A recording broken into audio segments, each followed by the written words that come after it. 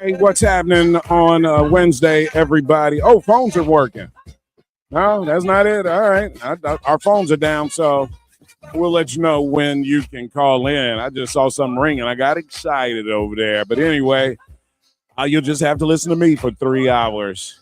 How about that? I mean, we do that anyway. All right. Don't I talk all the time? Somebody said one of my friends who I'm a block says, you talk too much. Like it's a damn talk show. What are you talking about? If I don't have any calls, I got to talk. That's the deal, idiot. I'm going to stop being nice, man. I'm going to start being a mean son of a, you know what? Stakes are too high. We're out here playing around in Black America. How you feeling today about your life? About being black and living in America, about politics. You see the primary results yesterday. I'm not sure what's the biggest story. The Pillow Man lost. I guess that is a big story, you know, because Donald Trump is he's got a pretty good batting average in these primaries. People that he endorsed wind up winning, but Mike Lindell did not win yesterday in the Minnesota Republican primary for governor. Mike Lindell, you know, is the Pillow Man. That dude, that son of a gun. He's an election denier. He wants you to think that our voting integrity is low, even though there's no evidence of voter fraud that exists. Even when Republicans investigated, the Department of Justice under the Trump, everybody who investigated the 2020 election said, hey, man, election was legit. It's on the up and up. But President Trump, because he's a spoiled, rotten, rich brat born with a silver spoon in his mouth, all he knows is he's got to get his way. I will say this. He has pulled off the biggest pimp job in civilization history, or at least the civilization that I know and that you know and that you live in. I don't know that there's ever been a play on a major group of human beings in terms of conning them out of reality than what we've seen Donald Trump do over the last 10 years here in the United States of America. And it started more than 10 years ago because he got people to believe that President Obama was not an American citizen. So the whole birther movement was concocted and engineered by Donald Trump. It worked. I mean, you're talking about low intelligence, low self-esteem white people, and I hate to say that, but it's just millions and millions of them around the country.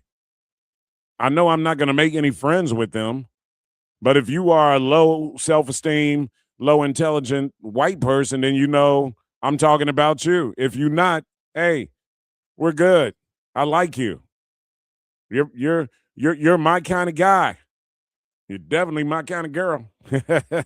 But anyway, the low intelligent white, I'm gonna sound like the History Channel. The low intelligent white species in America has a favorite person that they love to follow. They migrate toward an orange human being. These white folks are usually non-college graduates. Most of them have a high school diploma, if that.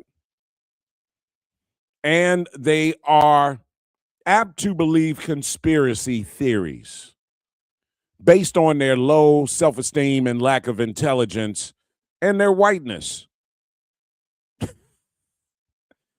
I mean, you could really do a History Channel on these people that Donald Trump has fooled, bamboozled. I say you've been hoodwinked, white man. I'm talking about you. Yeah, you. Get out the pickup truck. And don't spit that tobacco out while you're talking to me. I'm talking to you. You have been fooled. You've been bamboozled. You've been hoodwinked. You mind if I call you Whitey? You look like your name is Whitey. You believe everything that Donald Trump says, I see. Do you realize where that puts you on the pecking order of intelligence? And the reality is they don't care. They don't care. But obviously the people of Minnesota, the white people of Minnesota, proved to be more intelligent than the average white person in the country. 77 million of them that voted for Donald Trump. White folks in Minnesota actually thought, yeah, I don't know about this guy. I don't know about this Trump endorsement. Mike Lindell, good story, man. I mean, a successful businessman. Who knew you could make a ton of money off of selling pillows? I mean, hey, you can't blame the guy for doing what he's doing. You know, the good old American dream, right? Hard work and dedication. Get you a pillow manufacturing company and get on TV and be like, I'm Mike Lindell, the pillow man, and I've got the best My Pillow. This is the best pillow money can buy. Satisfaction guaranteed or your money back. That dude. He's deciding whether or not he's going to challenge or question the election results. He's an election denier. So we'll see where that goes. It is what it is, though.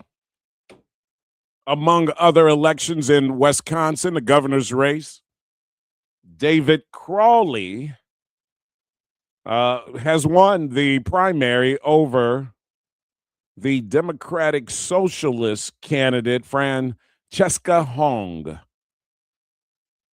She is a Democratic Socialist who had led an opinion poll. Polls are, I can't believe that we really put a lot of stock in these opinion polls, that polls even matter. This is the second time we've seen in Minnesota,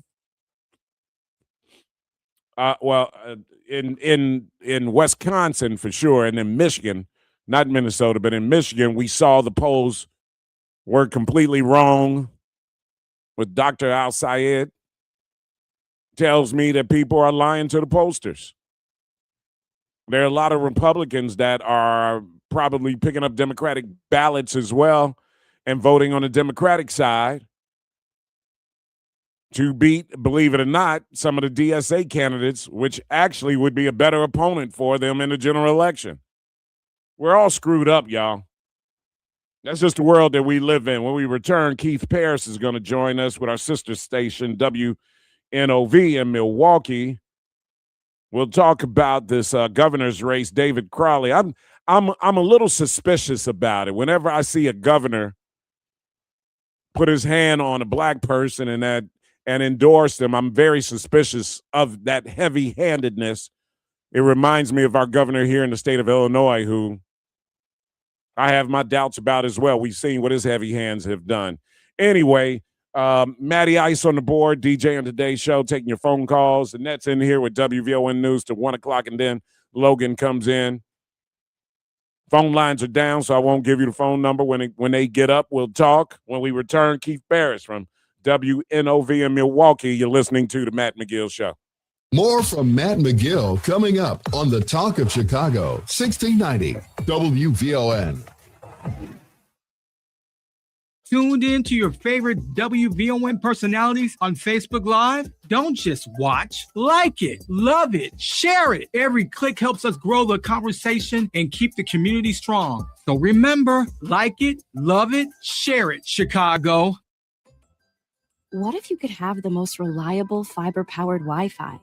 And get this, what if you could keep it at the same price for 5 years guaranteed? Now through August 24th, new Xfinity customers can get our best price on gig Wi-Fi this summer before it disappears. Just $50 a month for 5 years. No annual contracts, no hidden fees, and our best equipment included.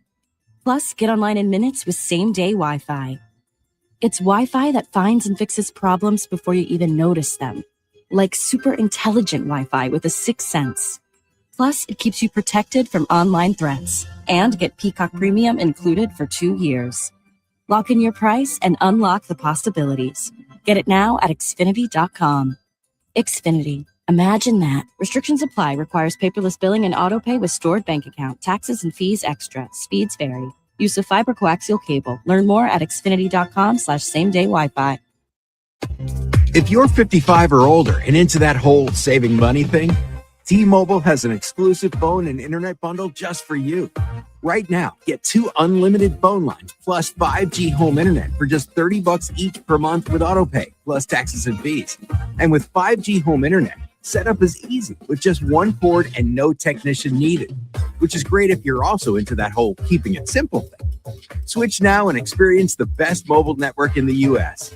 Visit your local store to start saving. T-Mobile, it's better over here. Based on analysis by Ookla Speed Test Intelligence data Q4 2024 to Q1 2025, Ookla trademarks used under license. Unlimited on our network. Customers on voice plan may notice speeds lower than other customers and further reduction if using more than 50 gigs a month due to data prioritization. Video streams and SD on this plan. Home internet pricing at $20 a monthly bill credit plus $5 per line without autopay. Debit or bank account required. See 5G device coverage and access details at T-Mobile.com. Get your outfits, grab your crew, and get on board with the Me Plus 3 special starting at $1,000 per person. This time, join the Foundation Fantastic Voyage 2025 cruise will be fun, entertaining, and this will be a once-in-a-lifetime event with seminars, fitness workouts, parades, concerts, and much more starting at $1,000. Call 214-495-1963 to book your Me Plus 3 cabin. Prices are based on 4 passengers in the cabin, so book today while they last and before cabins are sold out. Alexa, play WVON 1690 AM. Getting WVON 1690 AM station from iHeartRadio. Try it out for yourself. America is listening to WVON. Now back to Matt McGill on the Talk of Chicago, 1690 WVON.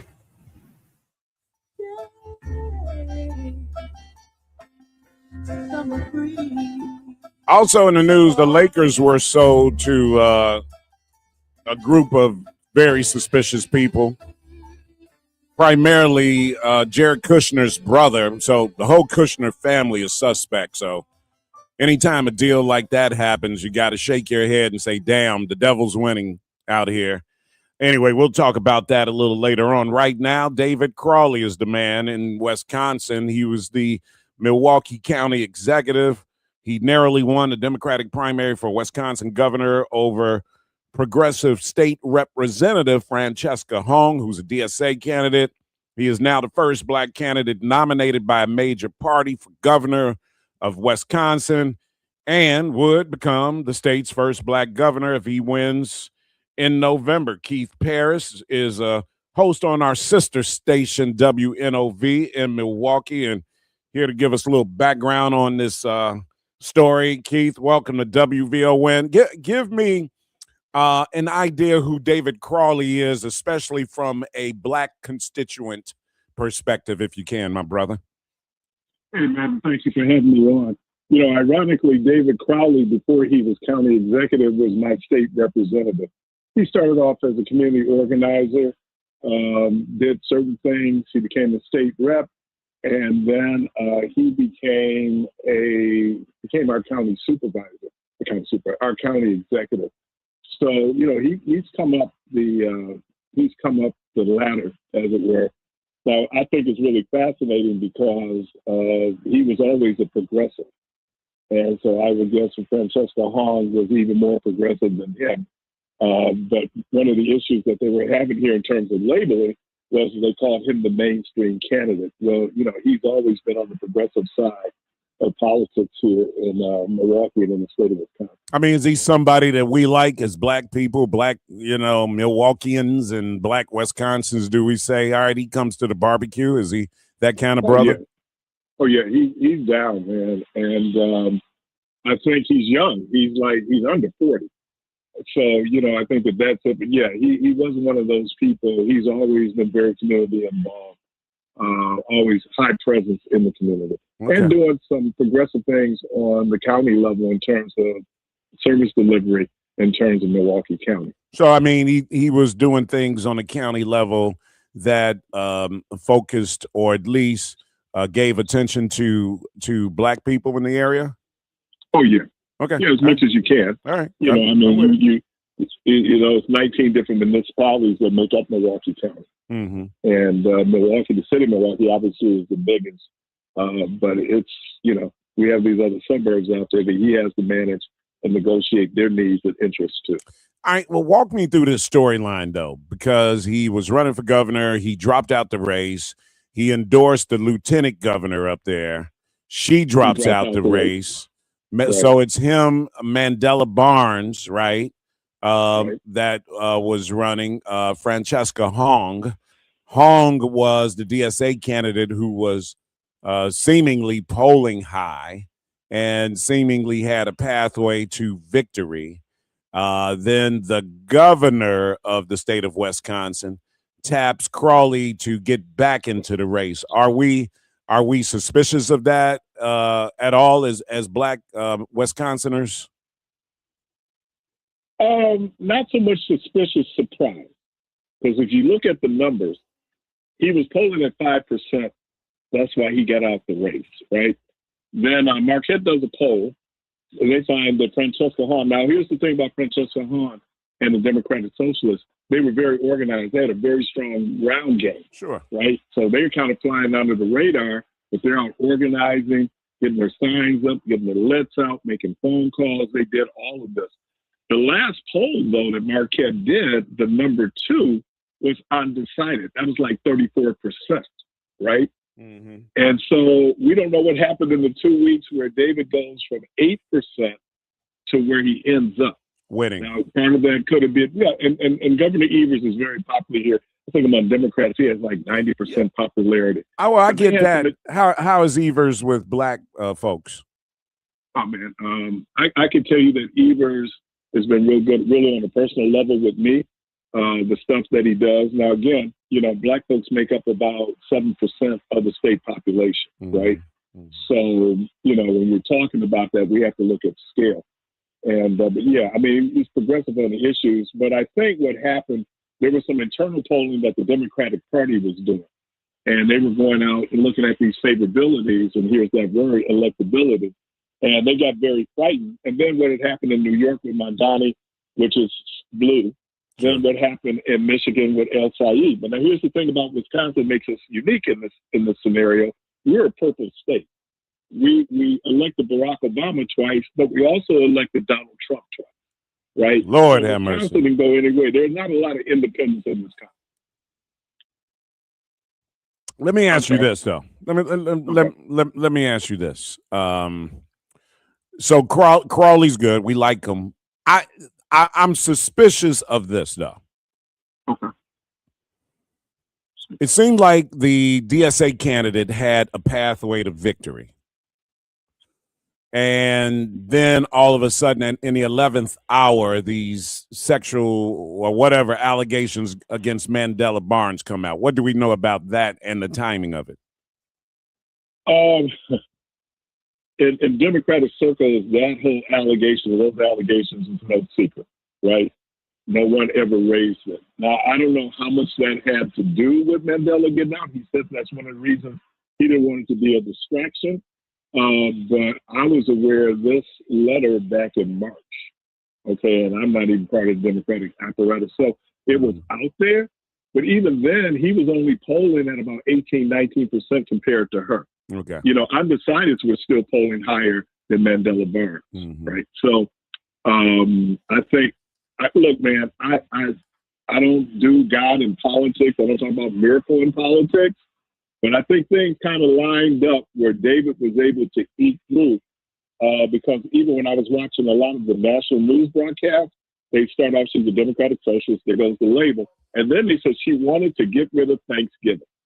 And I don't know how much of that resonated with the undecided Democratic folks. Jeez. I mean, I'm trying to connect, and because I really like what DSA candidates are doing around the country. I really do. Right. The Democratic Party needs to be called to the carp. They just do. I agree. And so I like, but you can't, I mean, Bernie Sanders has got to get control of, you can't say stupid crap like that, man. She almost deserves to lose just for saying some stupid like that. You know what I mean? But, you know, Bernie Sanders wouldn't endorse it. Yeah, is that okay? Then that's part of the problem. Yeah, he didn't endorse her. With AOC didn't endorse her. Okay. They did endorse in the Senate race in Minnesota, but they didn't do it here. How did she get so much support here, man? I mean, by losing, she only lost by 3,000 votes. I mean, here's what I will say, and I was debating one of my friends about this earlier. This is still a victory for the DSA. I mean. Yeah. If you look at the fact that they only lost by 3,000 votes, if I would have told you, my brother Keith Paris, 4 years ago, that you're going to have a DSA candidate run in the primary and only lose by 3,000 votes, you'd be like, yeah, I don't know. Run against the Democratic establishment and take it down to the wire. You'd be like, I don't know about that, Matt. But it happened. So now you've got a split Democratic Party, it looks like, in Wisconsin. And the Democratic establishment, they are forced to, and because if they don't, they're making a mistake. They're forced to talk to the DSA and find. You know what, man? Huh? What's interesting in this is when we're watching this, they didn't do a circular firing squad. You know, they didn't give the Republicans a lot of ammunition in terms of beating up on each other in this primary. Good. Because you always heard. I got a chance to interview 4 of the candidates who were still remaining. And their whole thing was, look, after this is done, because I asked, what are you doing on August the 12th? They're like, Tom Tiffany doesn't become governor. So I have to admire them for the level of discipline that they showed, where they even go out, even last night in her concession speech, not a concession speech, but the speech she gave last night, because she didn't know until 1:45 in the morning what had happened. Right. They did a very good job, because I've seen it where, you know, people go after each other, they destroy relationships. But I think that they had a game plan. And again, someone like David Crowley, who moved in progressive circles, right? You know, he's comfortable with that and a lot of things that they're talking about that they want to see happen on the DSA. So, all right, I've got to go now, but if you can come on tomorrow, let's talk tomorrow because I'm gonna ask you this question and answer it for me tomorrow. Okay. Okay. All right. The young people that voted for Francesca Hong, that were inspired and encouraged to get involved in politics, and obviously came out in a strong way for it. She barely lost. Right. With all the stuff that happened in the last couple of months here with Crawley getting out, getting back in, governor tapping him on the shoulder, Barnes then getting out the race and then creating this pathway for Crawley to win. Forget what Francesca Hong said, is that young voter that was inspired to vote for her because of her ideas and going at the Democratic establishment, is that young voter going to come out in November with that same kind of vigor and enthusiasm and be inspired to vote for David Crawley. Keith Parrish, my brother, WNOV in Milwaukee. That's the question that he'll answer tomorrow on the Matt McGill Show. We'll leave a little drama. All right, man. Let's talk. Yeah. Let's talk tomorrow, brother. At the same time. I appreciate you, man. All right. Good job, man, as always, brother. All right. When we return, the Lakers were sold to a group. We're going to talk about that with Jonathan Collins. Jonathan is a writer and political scientist, and he's going to give us a little analysis on the sale of this iconic sports team and what it means when we return. And that has WVON News coming up right now. Cloudy and humid remained under severe thunderstorm threat. Good afternoon. I'm Anna Flurnoy. Here's what's happening. At 10 this morning, a new batch of tickets to the Obama Presidential Center went on sale. However, you might have to try again next month. Last check, the site says, we're sorry, we couldn't get you in. The next time tickets goes on sale will be for a limited quantity for visits in November and for February 2027. Well, cleanup efforts continue this afternoon following yesterday's violent storms that damaged homes, uprooted trees, and brought down power lines. South suburban residents were hit pretty hard. The National Weather Service says as many as 3 tornadoes touched down. This morning and afternoon, we've seen periods of downpours. The National Weather Service says a severe thunderstorm threat remains in our area. Well, it's back to class soon for Chicago Public School students.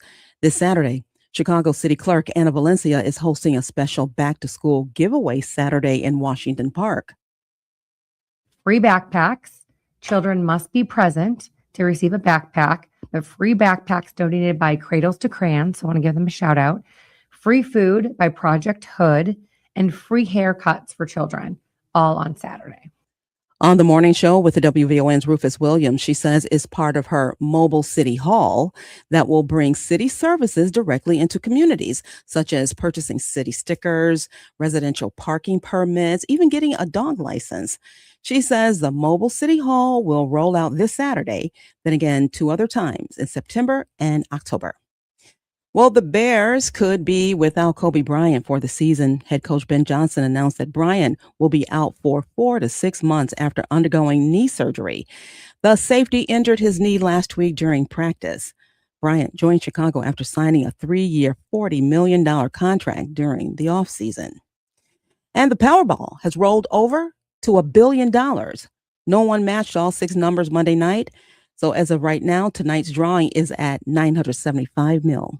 The estimated cash value is around $433 million, making it the largest Powerball prize for this year. The last time a Powerball jackpot was won was back on May 2nd. Well, that's a look at our news now on 1690 WVON. WVON News Time, 1236. You never know who's going to stop by WVON. The ATL in the house, Finesse Mitchell. Oh, yes, Chicago. Yeah, yeah. You saw me when I was in the White House dressing so fresh and so clean. They tried to put me out for wearing tan.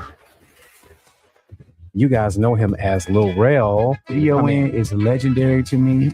Honestly, before podcasts existed, it was talk radio. He is one of the original kings of comedy, Cedric the Entertainer. I appreciate it, no doubt.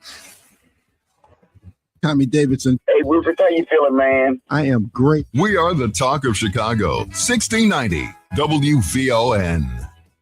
It's the afternoon show. Those people that are saying, I am not my ancestors, are speaking from a place of privilege only given to them by their ancestors. So how can you come here now, right, when they've shed all the blood, when they've been bitten by all the dogs, when they've been hosed down by all the hoses, when they've been slapped in the face by all the cops, and here you come after laws have been passed to say what you wouldn't allow. I am not my ancestors. I think that is insanely disrespectful. Weekdays at 3 on the Talk of Chicago, 1690 WVON. Your family's health and our community's health comes first. That's why UChicago Medicine brings you the Community Health Focus Hour, Saturdays at 1 p.m. No matter the health topic, you'll get clear facts, real and doable advice from UChicago Medicine doctors, experts, and community leaders. So you, your family, and community can make smarter choices and live healthier. Hear us at WVON.com or WVON at iHeartRadio. The Community Health Focus Hour, Saturdays at 1 p.m., powered by the Urban Health Initiative of UChicago Medicine at the forefront. WVON is more than a radio station. We're your connection to Black America. That means we're everywhere. On Facebook at WVON, on Instagram at WVON, and on the WVON app. WVON is everywhere. Now back to Matt McGill on the Talk of Chicago, 1690 WVON.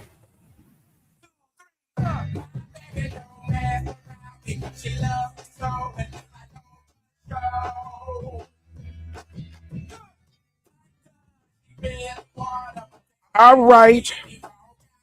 Do I have some live reads so we can make some money around here? I'm asking. If we do, give them to me so our sponsors can be happy during the Matt McGill show. 591-1690. This is going to be the money maker. Bottom line, I'm not doing this show unless we're making money. How about that? I'm calling out all sponsors and all of our friends on social media to share the show right now, and let's do what we can do at the highest level. The Lakers are doing what they can do at least at the highest level in the marketplace. Lakers were sold for $12.5 billion. Well, it's an iconic brand. There's no doubt about it. When you think of teams that are most valuable, you think of the Lakers, the Yankees, and the Dallas Cowboys.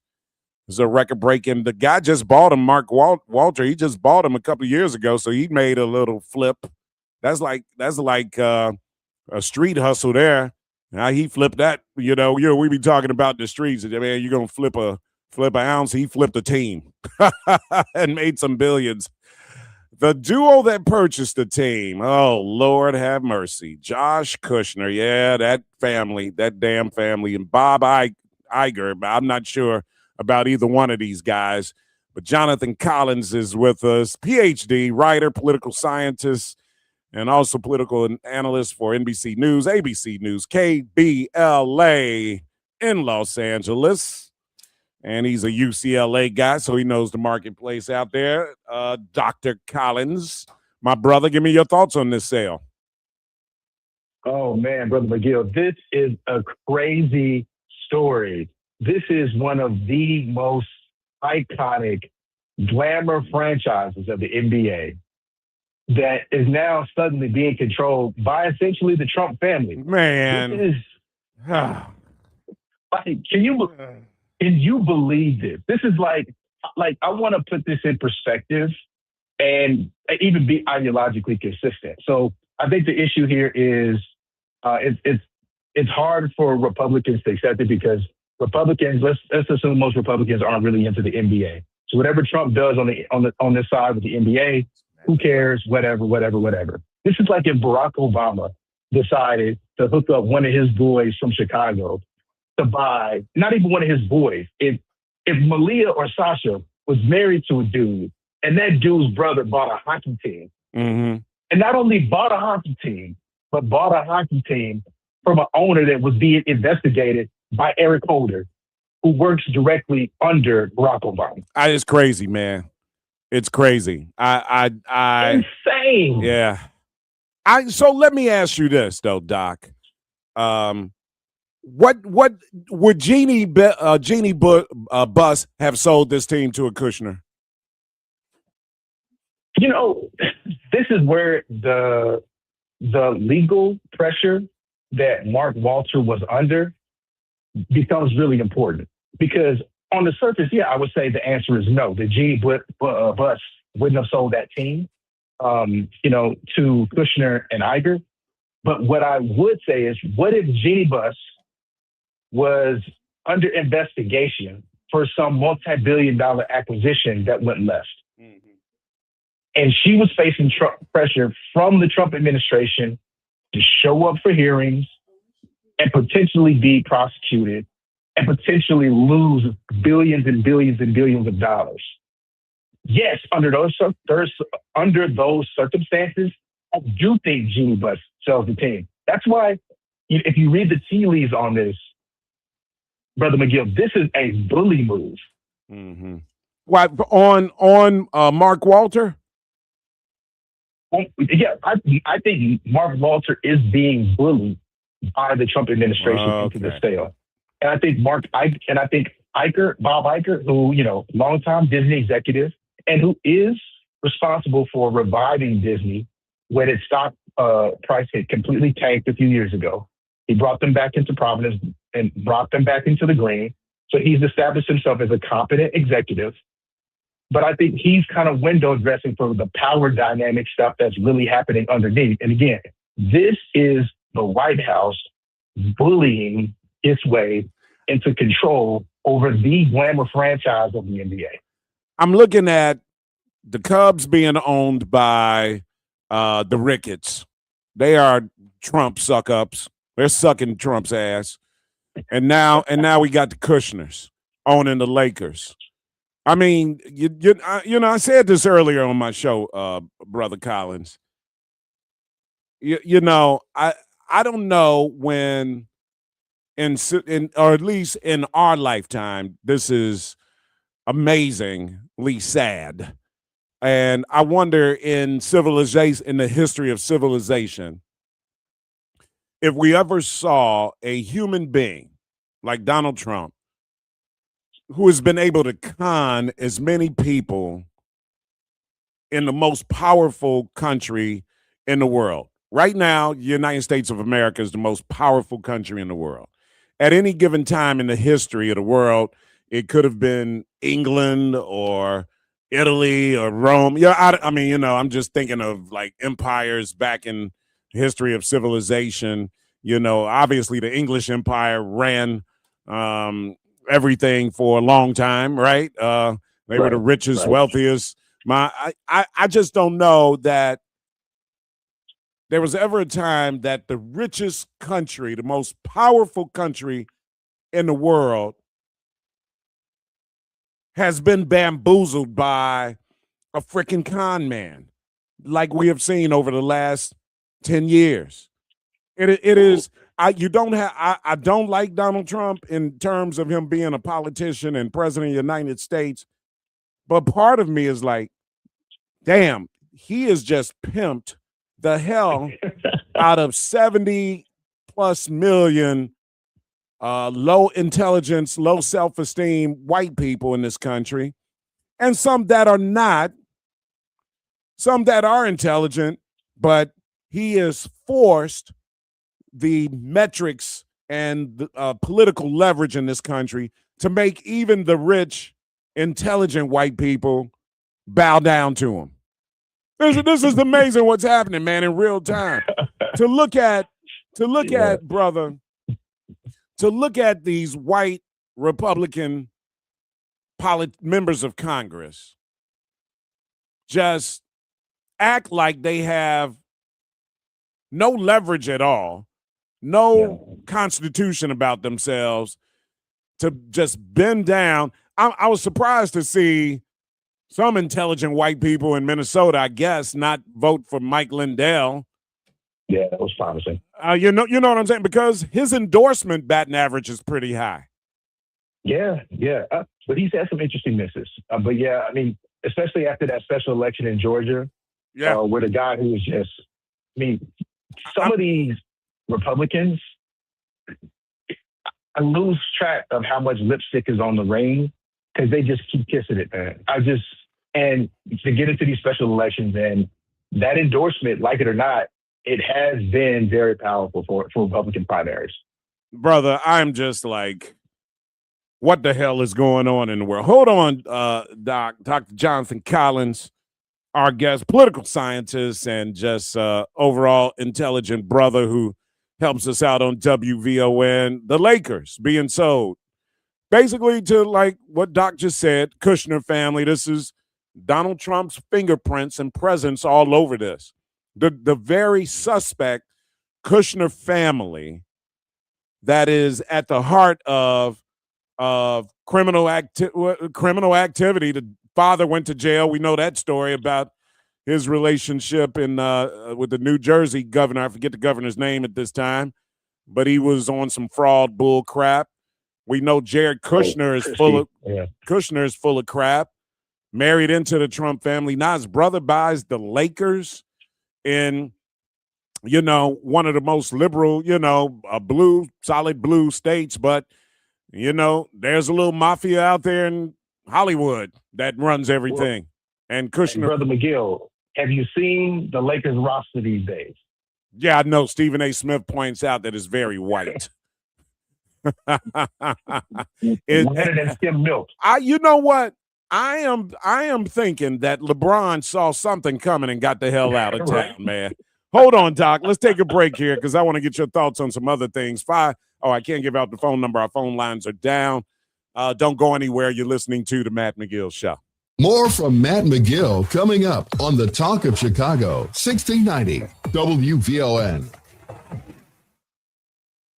You never know who's going to stop by WVON. We're talking about none other than Big Daddy Kane. Big Daddy Kane, welcome to WVON. I'm glad to be here. Joining us on the live line is Dr. Umar. Welcome to the show, Dr. Umar. Peace and Pan-Africanism. Good afternoon, Chicago. Reverend Al Sharpton, welcome back to the Cleopatra Show. Thank you. Always glad to be with you on the Cleopatra Show, one of the best that did it. We are the Talk of Chicago, 1690 WVON.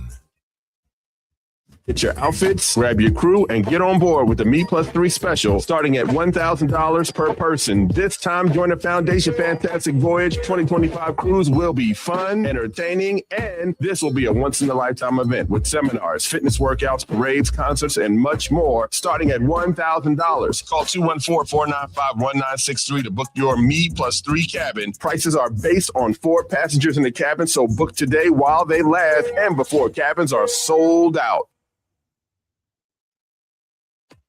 If you're 55 or older and into that whole saving money thing, T-Mobile has an exclusive phone and internet bundle just for you. Right now, get 2 unlimited phone lines plus 5G home internet for just $30 each per month with autopay, plus taxes and fees. And with 5G home internet, setup is easy with just 1 cord and no technician needed, which is great if you're also into that whole keeping it simple thing. Switch now and experience the best mobile network in the U.S. Visit your local store to start saving. T-Mobile, it's better over here. Based on analysis by Ookla Speed Test Intelligence data Q4 2024 to Q1 2025. Ookla trademarks used under license. Unlimited on our network. Customers on voice plan may notice speeds lower than other customers and further reduction if using more than 50 gigs a month due to data prioritization. Video streams and SD on this plan. Home internet pricing at $20 a monthly bill credit plus $5 per line without autopay. Debit or bank account required. See 5G device coverage and access details at T-Mobile.com. It's Rufus Williams. Chris, good morning. Welcome to VON. Ain't no jive on the morning drive with Rufus Williams. Thank you, brother. Weekdays at 7 a.m. on the Talk of Chicago, 1690 WVON. Hi, I'm Tavis Smiley, inviting you to join me weekdays from 6 p.m. to 9 p.m. right here on WVON. I am bringing you a national perspective on all the happenings in the Black community and, of course, politics. It's talk radio for us, by us, and this is where America listens. It's Tavis Smiley, weekdays from 6 to 9 p.m. on the Talk of Chicago, 1690 WVON.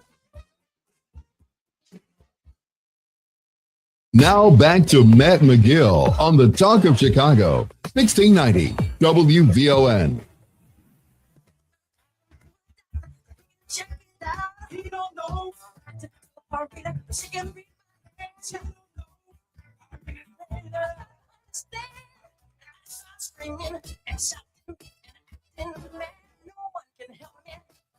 Phone from Michael Jackson.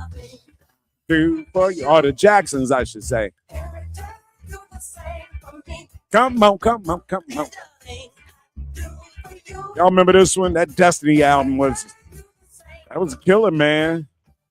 Dr. Jonathan Collins' brother, coming to us. He's not in L.A. right now, but L.A. is his marketplace. You've heard him on KBLA, ABC News, NBC News. went to UC. LA was hanging out in Westwood doing his thing, getting his P. What's your PhD in, brother? Political science. In political science. That's why he's a political scientist. Whew. What do you take from yesterday's primaries, right? So we got in Minnesota, obviously, everybody's talking about the fact that Mike Lindell didn't win, the pillow man. Trump endorsed him. He didn't win. He hasn't decided yet whether he's going to challenge the results. He's an election denier, and of course, our election integrity is suspect. So he's that guy, right? So we know he'll do whatever Donald Trump tells him to do. If Trump tells him to make a big deal about the election, he will. If Trump tells him to stand down, he'll stand down. What's your spin on everything yesterday? The election in Wisconsin, the primary victory for which we just talked about on before you came on. In fact, I could have had the brother from Milwaukee on with you, David Crowley. Yeah, won that election yesterday over the DSA candidate, Francesca Wong.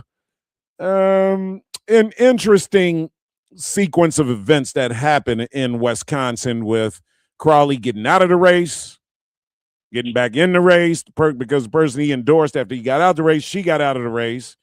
And then Mandela Barnes drops out of the race. It just, the governor taps Crowley.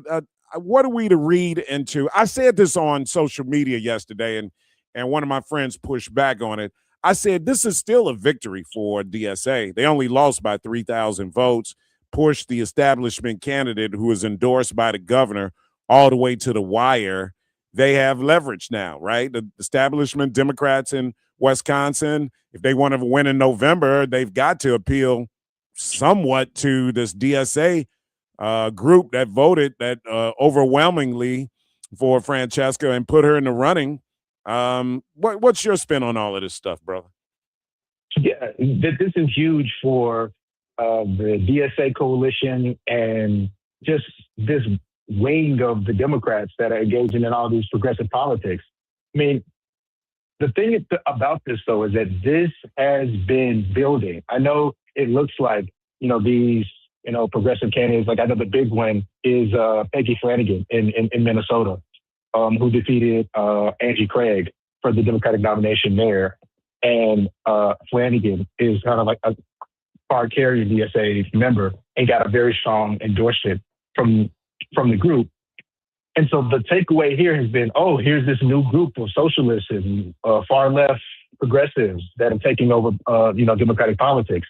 Like, no, if you look at the data, this has been on the board since 2016. I mean, we forget. Bernie Sanders was very competitive with Hillary Clinton in the 2016 primary. He was very competitive with Joe Biden in the 2020 primary. In fact, if you go back and look at the primary results, Bernie Sanders won 3 out of the first 4 primaries. It was only South Carolina where Joe Biden was able to perform and therefore give confidence to the Democratic Party establishment that this whole socialist movement that Bernie Sanders was kind of the face of at the time wasn't going anywhere. Well, guess what? Those people who got fired up and enthusiastic about the Bernie Sanders campaign, they didn't just go away. Now a lot of them are running for office, and we're seeing the fruits that bears. And the difference, too, is that they've changed the message. Now that they're not just talking about a social safety net, they're talking about affordability, quality of life, the economy. And these messages are resonating, especially during a time where the Trump administration continues to just flush the economy down the toilet. And we had an additional 20,000 jobs that were lost from the economy from this recent report that came out last week. Inflation is still high. People can't afford gas. People can't afford groceries. It's the perfect storm for this DSA movement to produce the kind of results that we're seeing right now. I am so angry at the Democratic establishment over the last 10 years, and including President Obama's involvement in the 2016 election. You said that in Chicago? I don't know. Huh? Yeah, yeah. Can you say that in Chicago? I don't know. Yeah. My daughter works over at the Obama Center too, man. So I say it. You know, got the streets, I had it, man. Look, I hope I'm not jeopardizing her job, but I don't think she, you know. But here's what I really and truly believe: Debbie Wasserman Schultz should be ran out of the party. The fact that she's running in Florida, in a black district, is an insult to black people that support the Democratic establishment. Number one, let me say that. She needs to be ran out of the party. Hillary Clinton needs to never speak on behalf of the Democratic Party again. And President Obama has to own up to his involvement in paving the way for Hillary Clinton to run in 2016 over Bernie Sanders, and how they just basically laid that primary out and ignored a strong, number one, they all conspired to talk Joe Biden out of running so that Hillary could run, right? America had already told you what they thought about Hillary Clinton. No, we don't want you to be president of the United States. And yet we dusted her ass off and put her back out there again to run against Trump, who would have never beaten Joe Biden in 2016. And so Wasserman Schultz, Hillary, Jim Clyburn, Barack Obama, they have to own Donald Trump. They have to own Donald Trump. You guys set this up. Well, I think they underestimated. And I love Trump. I mean, I love Obama, man, but I'm just saying, you know. They're going to split that up. I'm just saying, brother. Well, hold on. They underestimated him for sure. Doc, I want you to respond to that. Can you got one more segment in you? I can maybe say for a part of the segment. All right. Just answer that when we come back at like 1:06. I want you to respond to me saying that. Okay. All right. Hillary Clinton, Debbie Wasserman Schultz, Jim Clyburn, because you mentioned South Carolina was her. Well, you know, right? Because I'm sure Clyburn was behind that, just like he saved Biden, right? 100%, he was behind it, right? Yeah. And Barack Obama. I put a hell of a foursome together there that I'm blaming for Trump. I want to see what Dr. Collins. Then we're gonna let him go. That man got to go make some money. He got a life. He got to go make some money. Hold on, we'll be back with Dr. Collins right after this. Good afternoon, Chicago. I'm Logan Page, and here are your news headlines. Back to school helps come to Chicago communities. Schools canceling classes due to weather. Eating tomatoes daily decreases fat buildup in liver. And EEOC data could become harder to track. National news from the Black Information Network is up next on Chicago's only urban talk radio station, 1690 AM WVON, Berwyn, Chicago.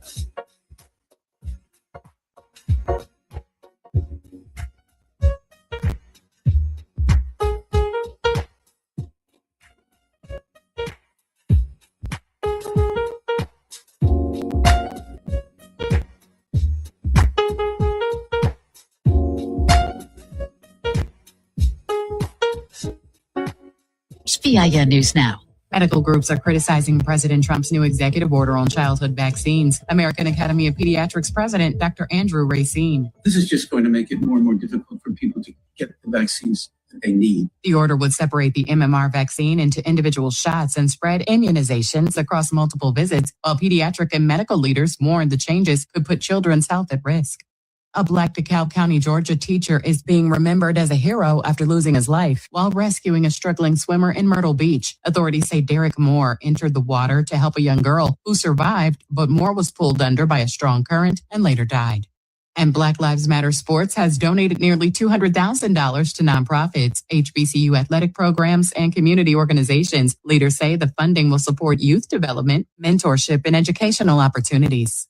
Get BIN News Now on demand 24/7 on the iHeartRadio app. Here's Terry McCready. Senator Amy Klobuchar winning the Democratic primary for Minnesota governor. Klobuchar telling her supporters she'll fight the Trump administration while also battling fraud in the state. We need a governor who's going to put Minnesotans first and not be a rubber stamp of Donald Trump.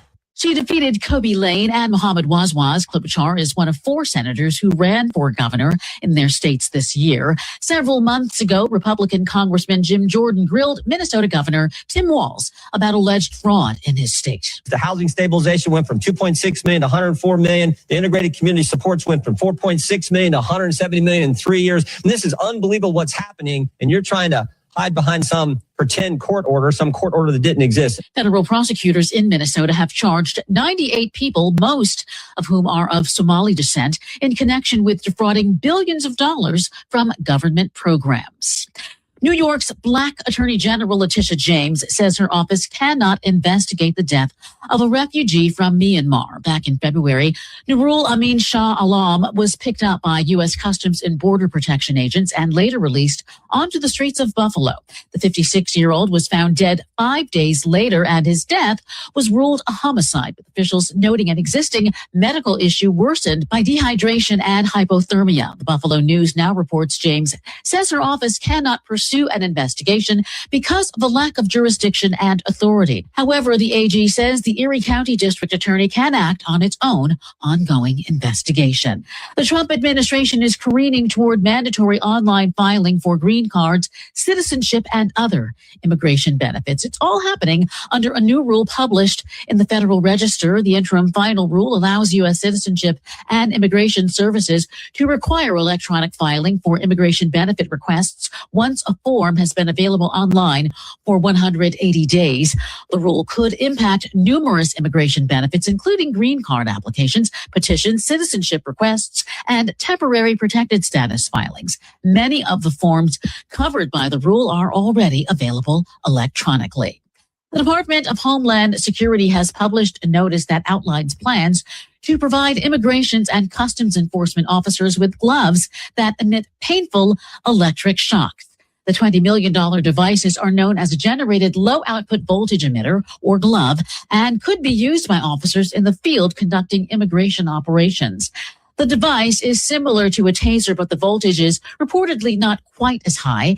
A spokesperson for Compliant Technology told reporters the device uses positives and negatives on the handpad to trigger a sensory response on the skin upon contact. Stay informed, stay connected, and subscribe. Follow BIN News this hour wherever you get your podcasts. I'm Terry McCready for the Black Information Network. Chicago, get ready for a night of pure magic. On Saturday, August 29th, the Destiny's Child Iconic Reimagined Tribute lights up the historic Congress Theater. One unforgettable night celebrating the songs that defined a generation. Imagine Survivor, Say My Name, Independent Woman, Reimagined. A 5-piece string ensemble delivers a stunning symphonic interpretation of the hits and love songs you know by heart, blending contemporary sounds with the group's signature harmonies and those empowering lyrics that still move us today. And guiding you through it all, narrator Matthew Knowles, the management powerhouse who built Destiny's Child from Houston Dream to global phenomenon. Want the ultimate experience? Upgrade to VIP for premium seating and an exclusive meet and greet. But hurry, VIP packages are limited. From the moment the doors open, you'll feel it. It isn't just a concert, it's a celebration. The Destiny's Child Iconic Reimagined Tribute, August 29th, Congress Theater. Tickets at destiny'schild.com. Get yours before they're gone. Lung cancer is common among East Asian descendants, especially females. We understand our patients have different backgrounds and circumstances, which is why we promote nearly 1,000 health screenings each year, like the CLUES program, which screens high-risk, often uninsured patients for cancer. If it wasn't for the CLUES program at Northwestern Medicine, we wouldn't know my mom had lung cancer. Because we treat our community the same way we treat our patients, better.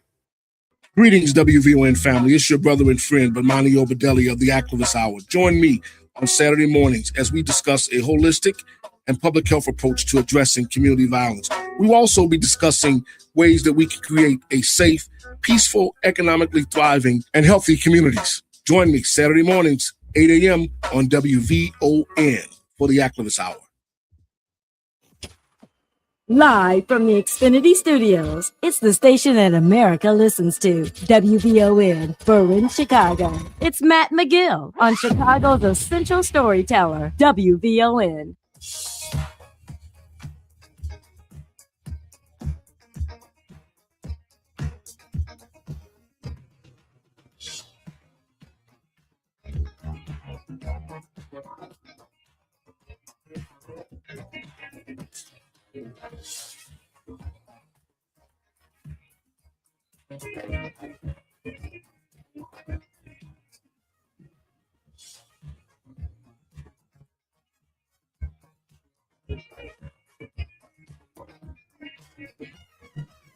So far, see your face at night. Jermaine was a bad boy, man. Jermaine had some hits, y'all. Man, Jermaine could go on tour if he really wanted to. And he could do about 10 songs, make some money, and tour around America, man. He had some Jermaine is still a hell of a singer, man. I saw him the other day on some clip, and he was just talking to somebody and then started singing off the top of his head. He's still hitting his notes, man. Jermaine was no joke back in the day. Our brother, Dr. Jonathan Collins, political scientist. Hey, man, give out your socials so that people can follow you and get your content wherever you have it, brother. Yeah. Hit me up. I'm on X at Prof. John Collins. Everywhere else, I'm either Professor Collins or Jonathan E. Collins. Whether I'm on X, I'm on Instagram, I'm on Threads, I'm on TikTok. I'm anywhere you're on social media, you can find me. What is Threads, man? I keep getting hit up with Threads, man. What? I don't, and I never pay attention to it. What is Threads? Threads is, I think it's actually owned by Facebook and Zuckerberg, but it's a spinoff of Twitter, where it's kind of like Twitter X, but it's a whole bunch of threads. So there's specific conversations and specific threads you can be a part of. And there's like a black thread, and it is cracking. Really? All the jokes, yeah. Like, you got to get on Threads. Threads is where it's at right now. Man, let me say, black people on social media are hilarious, man. Hilarious. Dude, we are the funniest people, man. Just doing the funny. I tell you, man, it is something else, man. I've got so Marvin Anderson on Facebook Live says, Matt, it was a terrible loss for DSA, period, because it reveals there are limitations.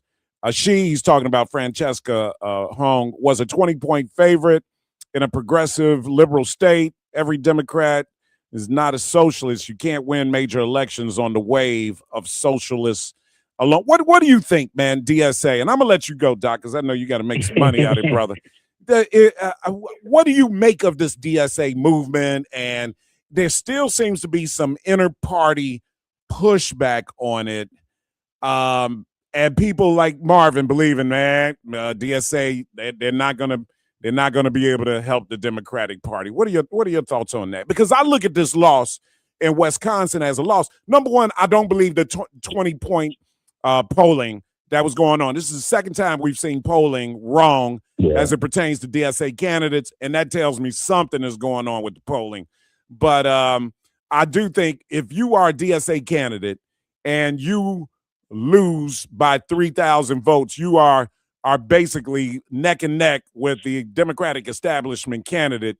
That is a victory for your movement. That's just my thoughts. But what are your thoughts on that, brother? Yeah, I mean, statewide polling is notoriously unreliable. So, if any poll that tells you that a DSA candidate has a 20-point advantage, if you believe that, I got a beach in Alaska to sell you. That's just not going to be the case. How I feel about DSA is this. Again, they're taking advantage of an opportunity of a moment. Like I said, this the appetite for the kind of policies that they've been advocating for, especially the affordability, pressure around wealth redistribution, higher taxes on the rich. These policies have been building into expanding, Medicare, Medicaid, and universal health care. the support for these policies have been building very consistently over the last decade. So this is not that kind of lightning in a bottle. This is not a flash in the pan. And the big question with DSA, there are two big questions with DSA. Is, one, I think they're related. One, can they actually win general elections? Mm-hmm. Because it's one thing to win primary elections, especially, and it's no small feat to win a primary election in a swing state. Mm-hmm. But can you win a general election in a state where Republicans have carried that, where Donald Trump has carried that state? Mm-hmm. That's the big question, because even when you think about Bernie Sanders, when you look at how he performed in the presidential primaries, that's where he struggled. Mm-hmm. It was tough for him to win primary elections in states that ultimately were carried by the Republican candidate. So that's the thing that I'm looking for. And the second question is, what happens when and as the Middle East conversation takes center stage? Because if there's something that the DSA candidates are going to struggle with the most, it's trying to unite a party that is very much fractured over that issue in particular. I think people love the affordability stuff. Mm-hmm. I think people are susceptible to the criticisms of anti-Semitism. Mm-hmm. And so how does that play out in a general election? But I think people are excited about, younger voters are excited about DSA for a reason. Folks who are struggling are excited about DSA for a reason. You mentioned Obama and going back to Clinton. I mean, Obama had an opportunity at the beginning of his first term to actually punish the banks who were giving out all these exploitative loans, mortgages, that led to the biggest financial crisis in modern American history. They bailed out the banks. They didn't privatize the bank. They allowed the banks to stay private. Mm-hmm. They didn't offload the money, the government spending, to the actual consumers. So Main Street, folks who were losing their homes, mm-hmm. they didn't get enough government relief. Mm-hmm. The bank guys got golden parachutes mm-hmm. and the ability to maintain a banking system that continued to exploit, and we saw more and more mm-hmm. wealth inequality over time. Yep. And so I think we're looking at it now as, okay, well, what can the moderate Democrats promise?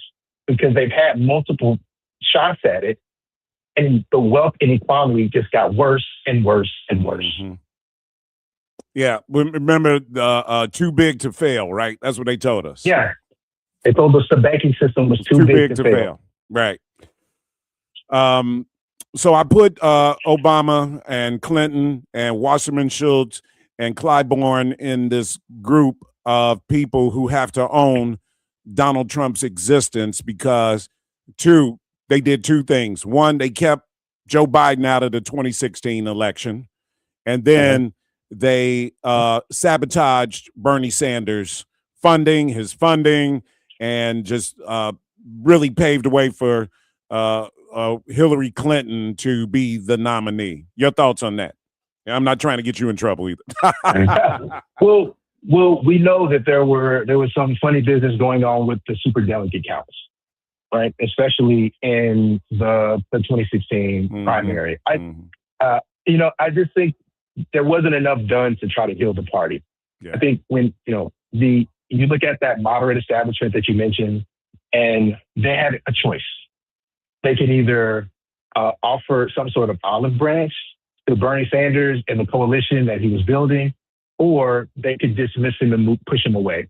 Because think about what Obama did in 2008. He had a contentious primary with Hillary Clinton. What did he do? Offered her a position as Secretary of State mm-hmm. on his administration, right. bringing the two mm-hmm. the two campaigns together, solidifying the coalition of the Democratic Party. There was no such overture made to Bernie Sanders. Mm-hmm. He was kept at bay. Yeah. He was pushed to the side. Yeah. And he got an opportunity to run again in 2020. He was competitive again. Joe Biden did the same thing, mm-hmm. kept him at bay, pushed him to the side. Mm-hmm. Well, when you push him to the side and all his supporters feel like they're pushed to the margins of mm-hmm. of the party, and then you also have a Trump administration that comes up and creates the conditions for everybody to feel like we need some sort of change. Mm-hmm. Guess who's in the catbird seat? Yeah. Yeah. And right now it's TSA. And so you heard Democrats made a bed, and they're laying in it right now. They're laying in it right now, brother. They're laying in it, man. Dr. Jonathan Collins, guys, follow him on social media. Look him up. I'm gonna get on Threads. I owe you dinner when you come to Chicago, brother.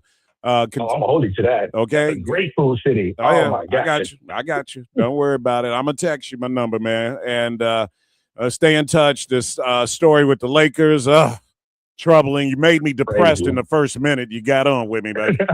And of course, we've got a lot to look forward to in November with the midterm election. So I'm sure we'll have you back on soon to talk about that, brother. Appreciate you very much. Yep. Anytime. And go Knicks. Go Knicks. Okay. All right. They did it. There's no question about it. And I can't really say nothing about my Bulls. We're a couple of years off, so we'll see how this all plays out. 118 on WVON. You're listening to The Matt McGill Show. More from Matt McGill coming up on the Talk of Chicago, 1690 WVON. This August, feed your mind and challenge your perspective on VON TV, The Wronged, the Maurice Carter story, a compelling documentary that examines the devastating impact of wrongful conviction and one family's relentless fight to restore justice and reclaim a legacy. Wrongful convictions are America's dirty little secret. Our justice system does not want anyone to know that this is happening. Our prisons are filled with people that were sent to prison for crimes they didn't commit, and science later proved they didn't. Then watch Bound and Woven, where Rufus Williams sits down with authors, historians, and changemakers for powerful conversations exploring Black history, culture, and the ideas shaping our future. In August, discover programming that informs, inspires, and transforms, only on VON TV. Watch on Roku, Amazon Fire, Apple TV, the WVON app, or at VON.tv. VON TV, for the culture, by the culture.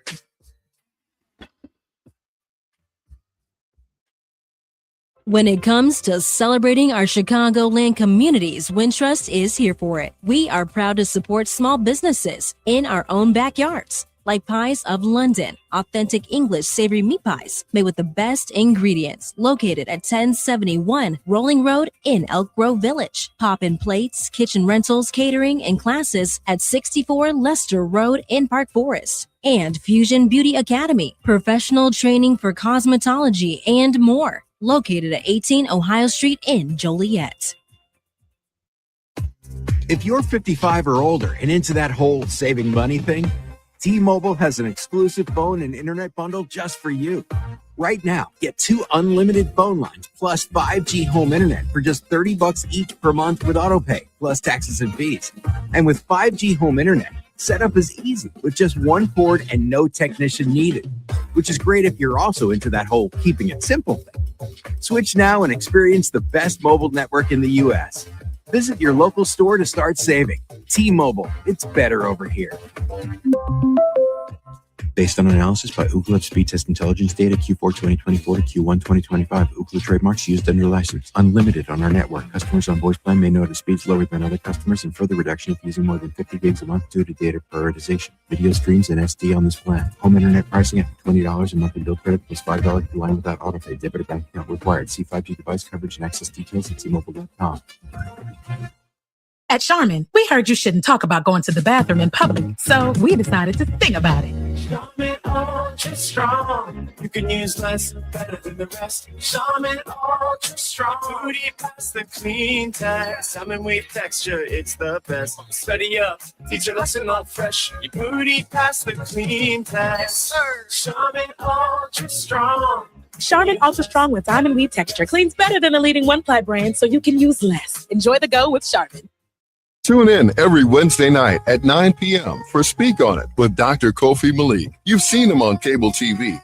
Now hear his spirited conversation on the Talk of Chicago. The question at hand is raising voices of the Negro. That plain and simple. Tune in every Wednesday night at 9 p.m. for Speak On It with Dr. Kofi Malik on the Talk of Chicago, 1690 WVON.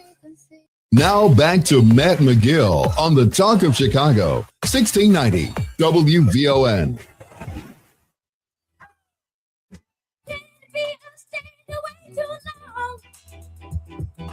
Did I leave your mind when I was gone? Looking back, this time let me tell you where I'm at. My father loved this song, man. When it came out, I had to be about 9 years old. And I remember going to the record store on the corner of 47th and King Drive.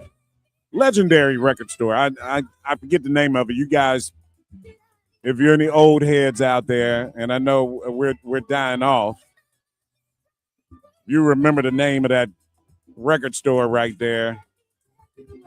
But the brother, I think the brother's still alive too, man, that owned it and worked in that record store right on the southwest corner of 47th and King Drive. The building is no longer there. But he saw just about everything that happened at the Regal Theater over the years. He can tell you all about Michael Jackson, seeing the Jackson 5, them coming in that record store. I mean, he probably, before anybody knew who the hell they were. I remember going in there and for $1 buying the 45 of that song you just heard, I Want to Be Where You Are, and giving it to my father for his birthday. He thought it was just the sweetest thing in the world, man. And I thought I was just so happy to do it for my dad, man, who was just an amazing cat, man. Just absolutely amazing cat, man. And he was just elated. The store on 47 used to have a popcorn.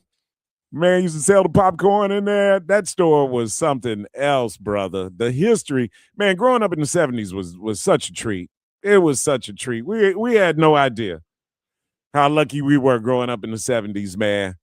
And being on the low end. The low end in the 70s was off the chain. But you know, Chatham was off the chain in the 70s.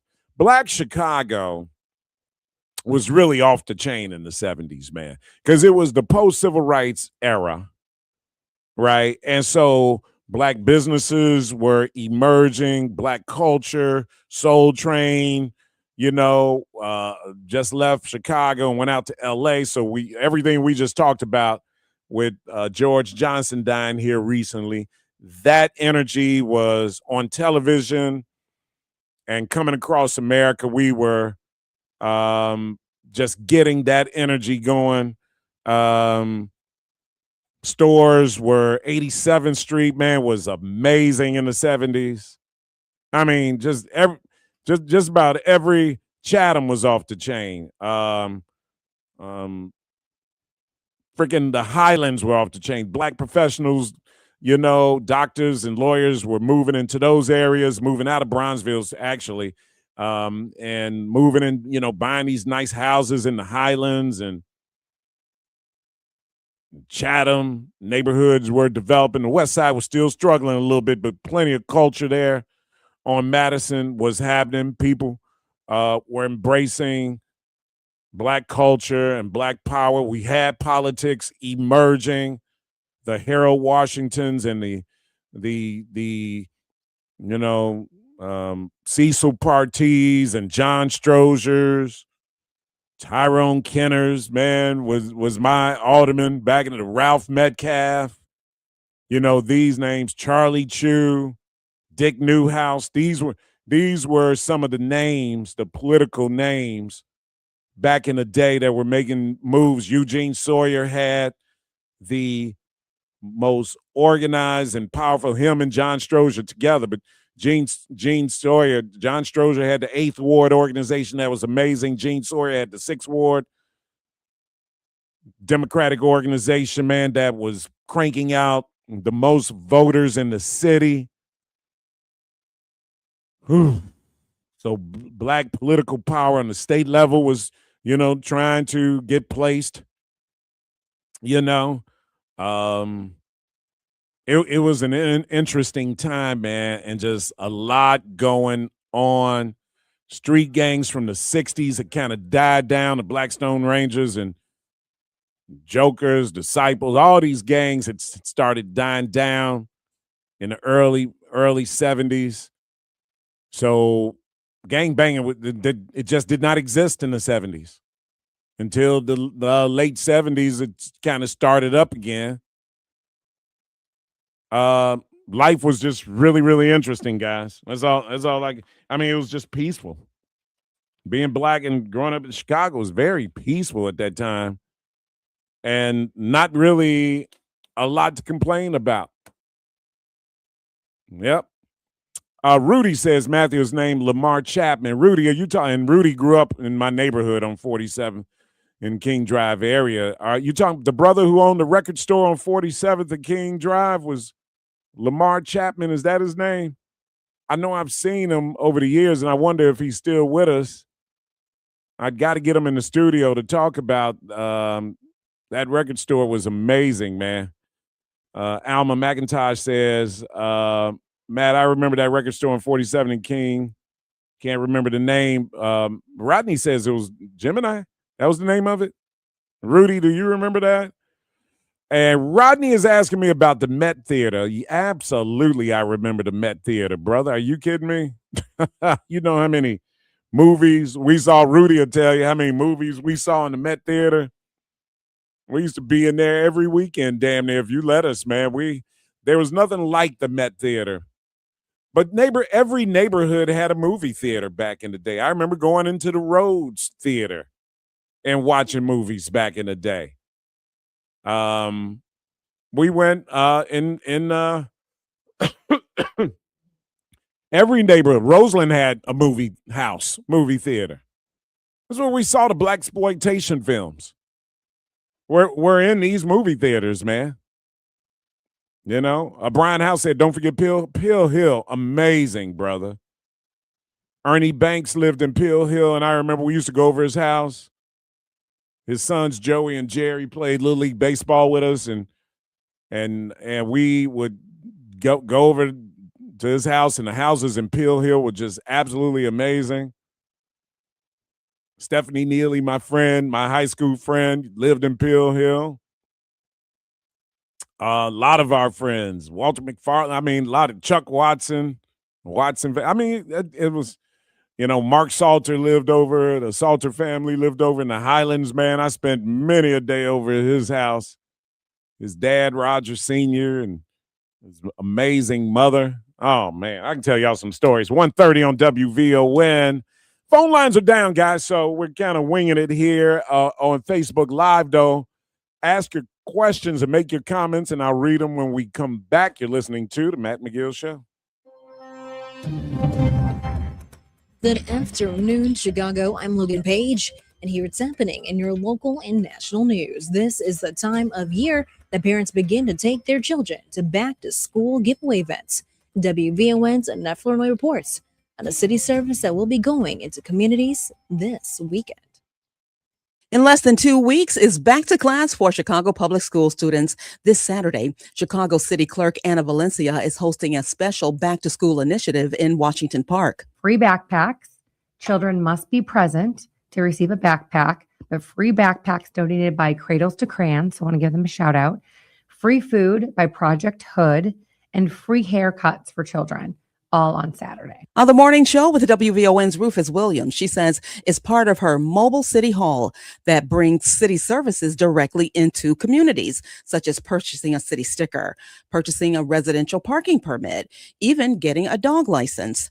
She says the mobile city hall will roll out this Saturday, then again in September and October. Annette Flournoy, Our News Now, 1690 WVON. In other news, it won't be the first day of school after all for some Chicago students. Numerous schools across the region canceled classes today after severe weather overnight left some buildings damaged and many without power. Other schools that haven't started yet are now scrambling to make repairs and pick up debris before students return. School officials say they will be reassessing throughout today to see if classes can resume tomorrow at their respective campuses. In other news, civil rights groups warned that ending the Equal Employment Opportunity Commission, also known as the EEOC, 60-year-old EEO1 reporting requirement could make workplace discrimination against Black workers harder to detect. The data has been used to track racial and gender disparities in hiring, promotions, and employment. Supporters of ending the requirement say collecting the information is burdensome and unnecessary. The proposal is not final, and public comments are open through August 24th, 2026. And a new Italian study suggests that eating tomatoes every day may help reduce fat buildup in the liver. Researchers believe lycopene, an antioxidant found in tomatoes, may help by reducing inflammation and oxidative stress. The small study involved about 80 adults, so researchers say larger and more diverse studies are needed to confirm the findings. I'm Logan Page, and that's what's happening in your news now on WVON 1690 AM. Tuned in to your favorite WVON personalities on Facebook Live? Don't just watch, like it, love it, share it. Every click helps us grow the conversation and keep the community strong. So remember, like it, love it, share it, Chicago. What if you could have the most reliable fiber-powered Wi-Fi? And get this, what if you could keep it at the same price for 5 years guaranteed? Now through August 24th, new Xfinity customers can get our best price on gig Wi-Fi this summer before it disappears. Just $50 a month for 5 years. No annual contracts, no hidden fees, and our best equipment included. Plus, get online in minutes with same-day Wi-Fi. It's Wi-Fi that finds and fixes problems before you even notice them, like super intelligent Wi-Fi with a sixth sense. Plus, it keeps you protected from online threats, and get Peacock Premium included for 2 years.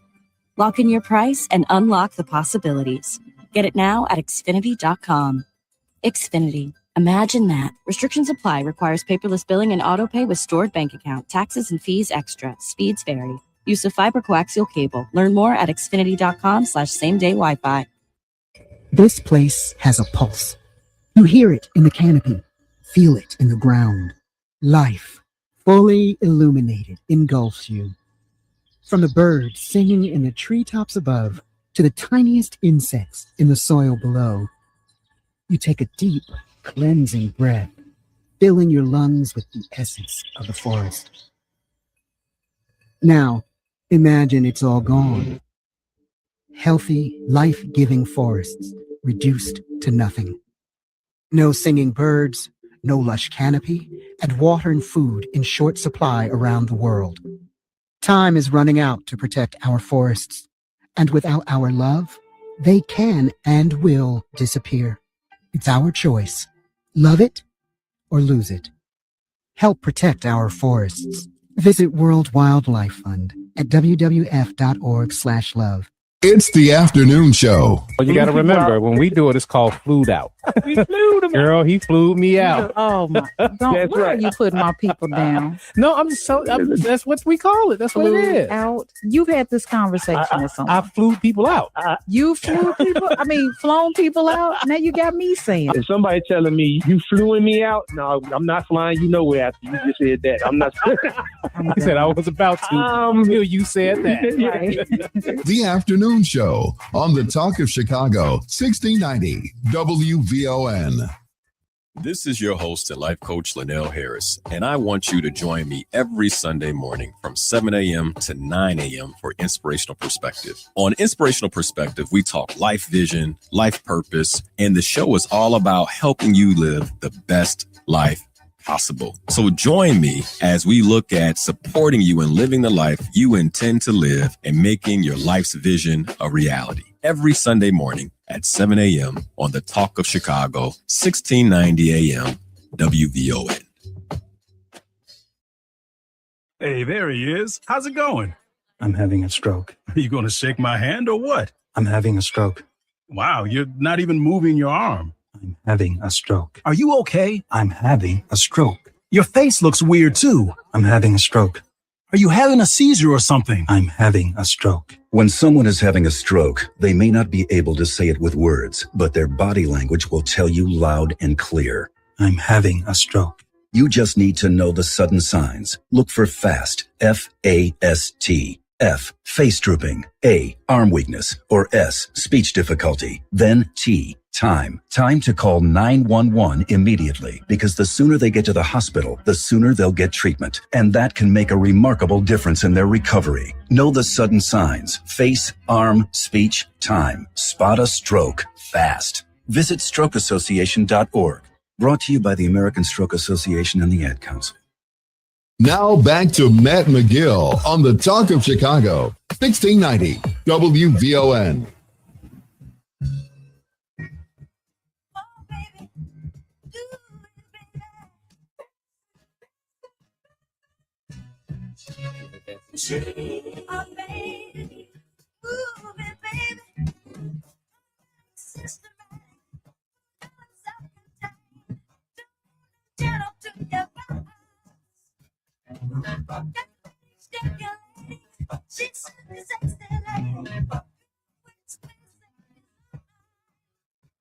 She's moving, dance till the music stops now. Yeah.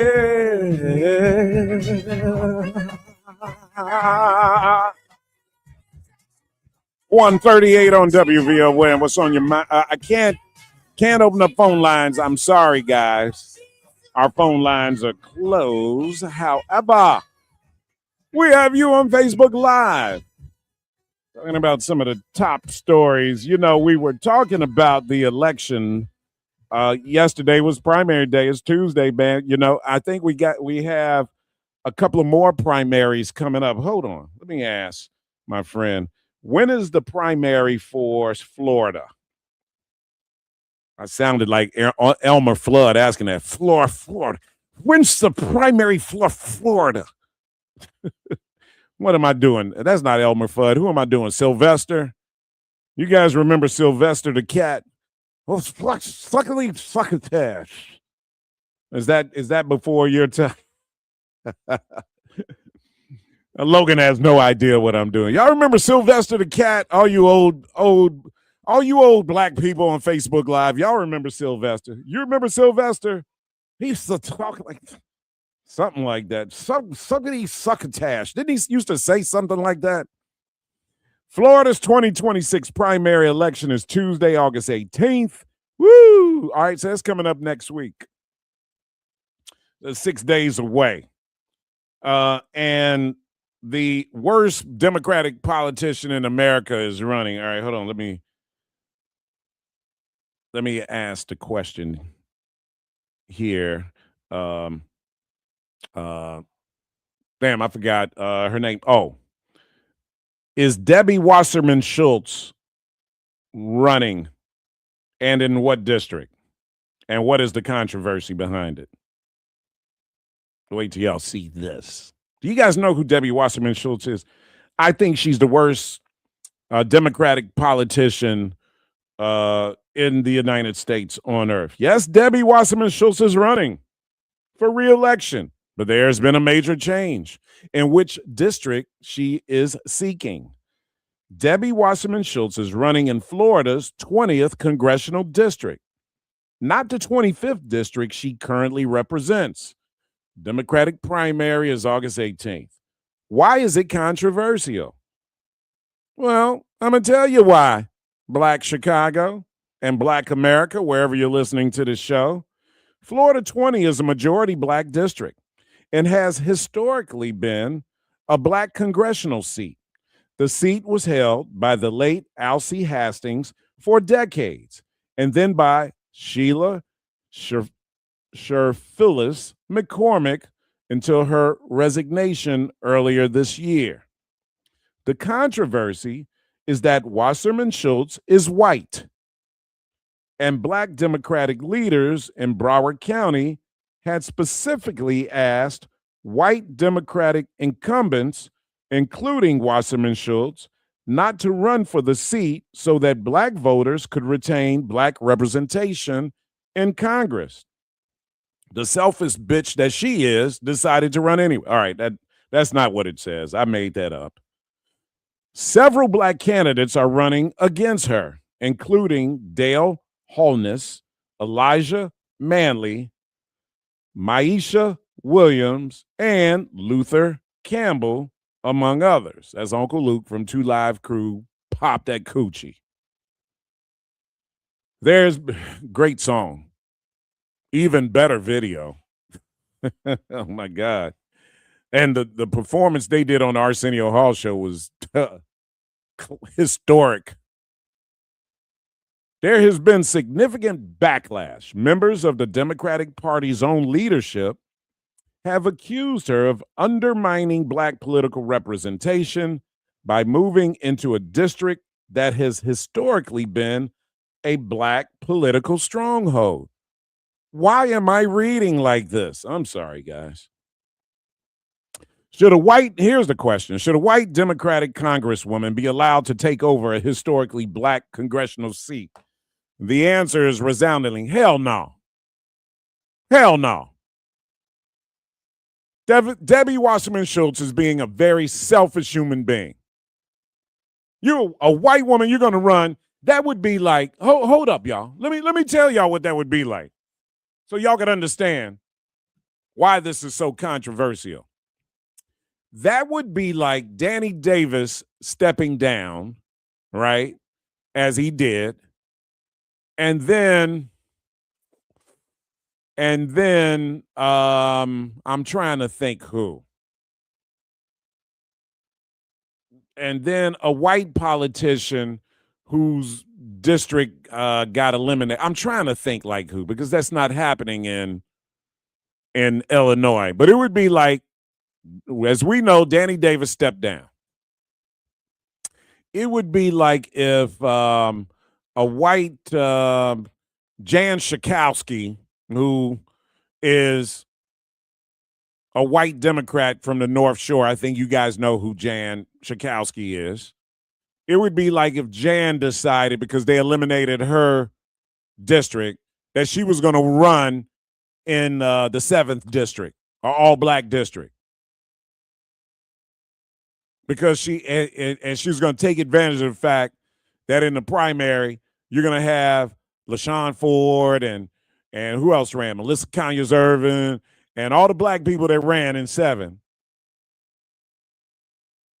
And she's going to jump in the race and try to take advantage of all the Black candidates splitting the vote, and then she would win because, you know, there's a small pocket of white people in there that would probably propel her to victory. We would not have that. We would be going nuts here in Chicago, even though there was a white guy that ran in 7. So Debbie Wasserman Schultz, can I crip walk Tony Snow? No, I've tried, man. I can't get it. Plus, I don't want to be false flagging, man. I might get shot down in Chicago trying to crip walk, brother.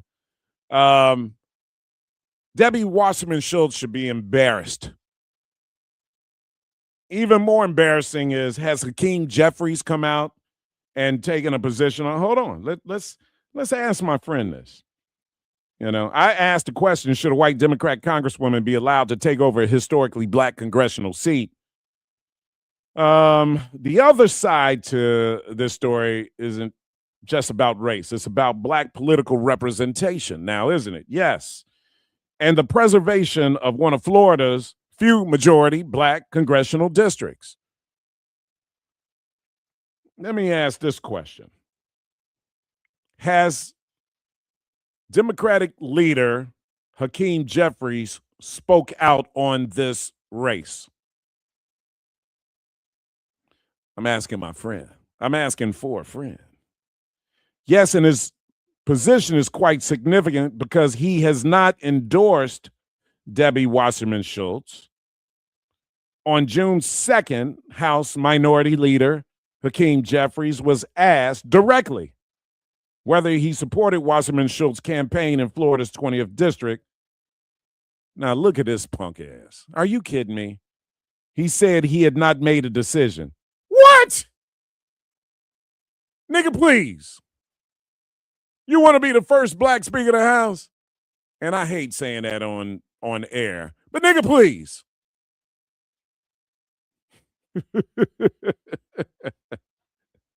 I mean, is it better if I say Negro, please? It doesn't have the same punch to it. Nigga, please. See, that's what we grew up saying. Nigga, please. Nigga. I mean, you know what? If I see Hakeem Jeffries in person, that's what I'm going to say to him. I'm sorry. And I know I'm insulting some of my brothers and sisters, but if I see Hakeem Jeffries in person, just because of that. So I'm going to read that to you again. On June 2nd, House Minority Leader Hakeem Jeffries was asked directly whether he supported Debbie Wasserman Schultz, a white Jewish woman, her campaign in Florida's 20th district, a black district. He said he had not made a decision. He also confirmed that he had spoken with her about the race. Jeffries said, listen to this, y'all. Listen to this, y'all. Jeffrey said, everybody, I'm going to try to sound like Hakeem Jeffries, everybody has a right to run where they see fit. But he added that candidates have to make their case to voters and said the political environment is one all of us need to be sensitive to. Wasserman Schultz had suggested that Jeffries supported her candidacy, while Jeffries' public comments made clear that he had not endorsed her. Is Jeffrey staying neutral because he believes this is ultimately a question of black political representation? He shouldn't be neutral. He shouldn't be neutral. He should be pro-black on this. See, that's the problem. Man, did Hakeem Jeffries come here for the Obama Center opening? He gonna come to Chicago. I'm gonna see Hakeem Jeffries somewhere. And when I know I'm insulting some of my black listeners, but when I see him, I ain't even going to be like, how are you, Mr. Jeffries? Congressman, how are you? He may be Speaker of the House. At that point, he may be Speaker of the House. I'm not going to say, Mr. Speaker, how are you? Just because of this position right here and not being all in for your blackness.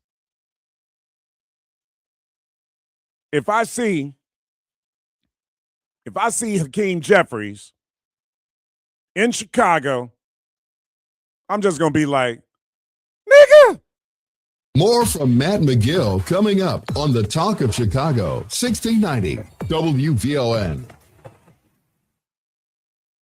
It's Rufus Williams. The thrill of summer is finally here, which also means it'll be over before we know it. This fall, the Rufus Williams Travel Club is heading to Charleston, South Carolina, October 8th through the 12th. Join me as we experience the beauty, the brilliance, and the culture of one of America's most captivating cities. We'll enjoy the charm of the Lowcountry, breathtaking scenery, incredible cuisine, and the rich African-American history of Charleston. There will also be a few special surprises designed just for our group. So whether you're traveling alone, with family, or with friends, you'll be welcomed into an unforgettable experience filled with great people and great memories. Space is limited, and the best rates are right now. Simply go to WVON.com, click on the Rufus Williams Travel Club banner, and reserve your space. Advantage International is the official travel partner of the Rufus Williams Travel Club. Charleston, South Carolina, October 8th through the 12th. Travel with people, travel with purpose, travel with us. If you're 55 or older and into that whole saving money thing, T-Mobile has an exclusive phone and internet bundle just for you. Right now, get 2 unlimited phone lines plus 5G home internet for just $30 each per month with autopay, plus taxes and fees. And with 5G home internet, setup is easy with just one cord and no technician needed, which is great if you're also into that whole keeping it simple thing. Switch now and experience the best mobile network in the U.S. Visit your local store to start saving. T-Mobile, it's better over here. Based on analysis by Ookla Speed Test Intelligence data Q4 2024 to Q1 2025, Ookla trademarks used under license. Unlimited on our network. Customers on voice plan may notice speeds lower than other customers and further reduction if using more than 50 gigs a month due to data prioritization. Video streams and SD on this plan. Home internet pricing at $20 a monthly bill credit plus $5 per line without autopay. Debit or bank account required. See 5G device coverage and access details at T-Mobile.com. Your outfits, grab your crew, and get on board with the Me Plus 3 special starting at $1,000 per person. This time, join the Foundation Fantastic Voyage 2025 cruise will be fun, entertaining, and this will be a once-in-a-lifetime event with seminars, fitness workouts, parades, concerts, and much more starting at $1,000. Call 214-495-1963 to book your Me Plus 3 cabin. Prices are based on 4 passengers in the cabin, so book today while they last and before cabins are sold out. Alexa, play WVON 1690 AM. Getting WVON 1690 AM station from iHeartRadio. Try it out for yourself. America is listening to WVON. Your family's health and our community's health comes first. That's why UChicago Medicine brings you the Community Health Focus Hour, Saturdays at 1 p.m. No matter the health topic, you'll get clear facts, real and doable advice from UChicago Medicine doctors, experts, and community leaders. So you, your family, and community can make smarter choices and live healthier. Hear us at WVON.com or WVON at iHeartRadio. The Community Health Focus Hour, Saturdays at 1 p.m., powered by the Urban Health Initiative of UChicago Medicine at the forefront. Now back to Matt McGill on the Talk of Chicago, 1690 WVON.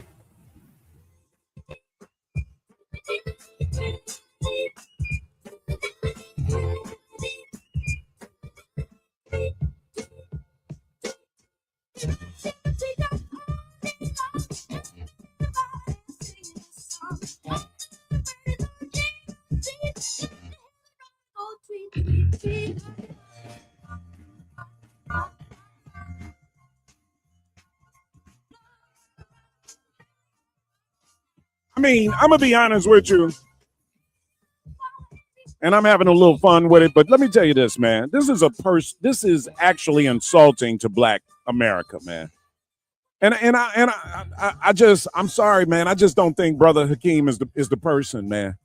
This brother possibly on November 3rd is going to make history. If the House flips and becomes Democratic. All right, and I'm being serious now, right? You know, look, this brother is about to go down in the history books. This is like Barack Obama being the first Black president of the United States of America. And I'm just not sure that distinction comes with a leader who can't speak out. Because I think a white leader of the Democratic Party would say something to Debbie Wasserman Schultz like, this is not good for the party. This is slavery, y'all. This is taxation without representation. To have a white woman, and I get that she's Jewish, and Florida is heavy Jewish, and there's a lot of political energy down there. You know, the Jewish community is strong, but the Black community is strong down there in Florida too. We're talking about Miami, yo. We're talking about Luther Campbell, and I don't even know how this is going to play out on Election Day because you've got all these Black candidates that are running for the seat, and Debbie Wasserman Schultz is going to feel comfortable running in a Black district? Are you freaking kidding me? How does the Democratic Party see? This is why I am energized by the Democratic Socialists of America. This is why I like DSA. Because they're coming at the establishment Democratic Party. I might not agree with everything that DSA stands for, especially when you go off the rails like Francesca Hung. Why why she lost this election yesterday? I've been talking about getting rid of Thanksgiving. You don't deserve to win. And if the DSA doesn't correct that kind of lunacy, then they will just be a side note in political history. I mean, we got to find out who is the leader of DSA, and it's not Bernie Sanders. It's somebody else that I'm sure is the head of the organization. How dare you allow a candidate to say something stupid like that? Get rid of Thanksgiving, and you think you're going to win an election in middle America. Are you crazy? But the reason why I like DSA is because they're going after the Democratic establishment. This damn establishment that Hakeem Jeffries is leading. You, black man from New York. From New York. You want the support of black America? We're supposed to celebrate that you're going to be the first black speaker of the House, and you can't tell this white woman, get out of the race. You are not going to run in this race. If you don't have the balls to do that, step down. Step down. Like a man. Be a man. And say, I'm not cut out for, I'm not built for this job. Because I can't stand up to a white person and tell him, as leader of the Democratic Party, to stand down. You know who wouldn't have a problem? You know who wouldn't have a problem? Donald Trump wouldn't have a problem telling his people to get out the race.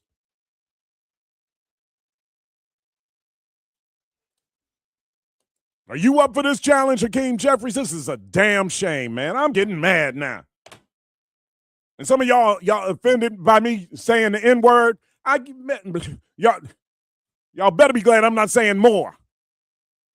You need to be mad. Black America needs to be mad. How are we letting this race slide up under the radar? We should be talking about this every damn day. In fact, where's Sonya at? We need to get somebody on from Florida tomorrow and talk about this. And smoke Hakeem Jeffries' ass out. It's a damn shame. That's why you losing races in your own hometown. You the leader of the Democratic Party, and you got a mayor that's beating your ass in your hometown. It's a damn shame. Mom Donnie is connecting more with people than you are. It's a damn shame. And what, on November 3rd, as a black man, I'm supposed to be happy? I'm supposed to celebrate the first black speaker of the House?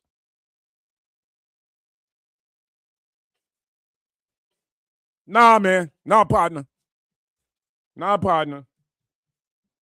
This ain't, that's not how WVON rolls. The black folks that listen to this radio station, I don't think we're feeling that. I don't think we're feeling that.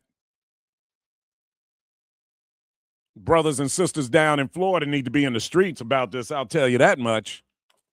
I'm sorry I'm getting so upset. I got Michelle Nichols coming on next. I'm getting all black power on y'all. Debbie Wasserman Schultz has no business running for that congressional seat in Florida.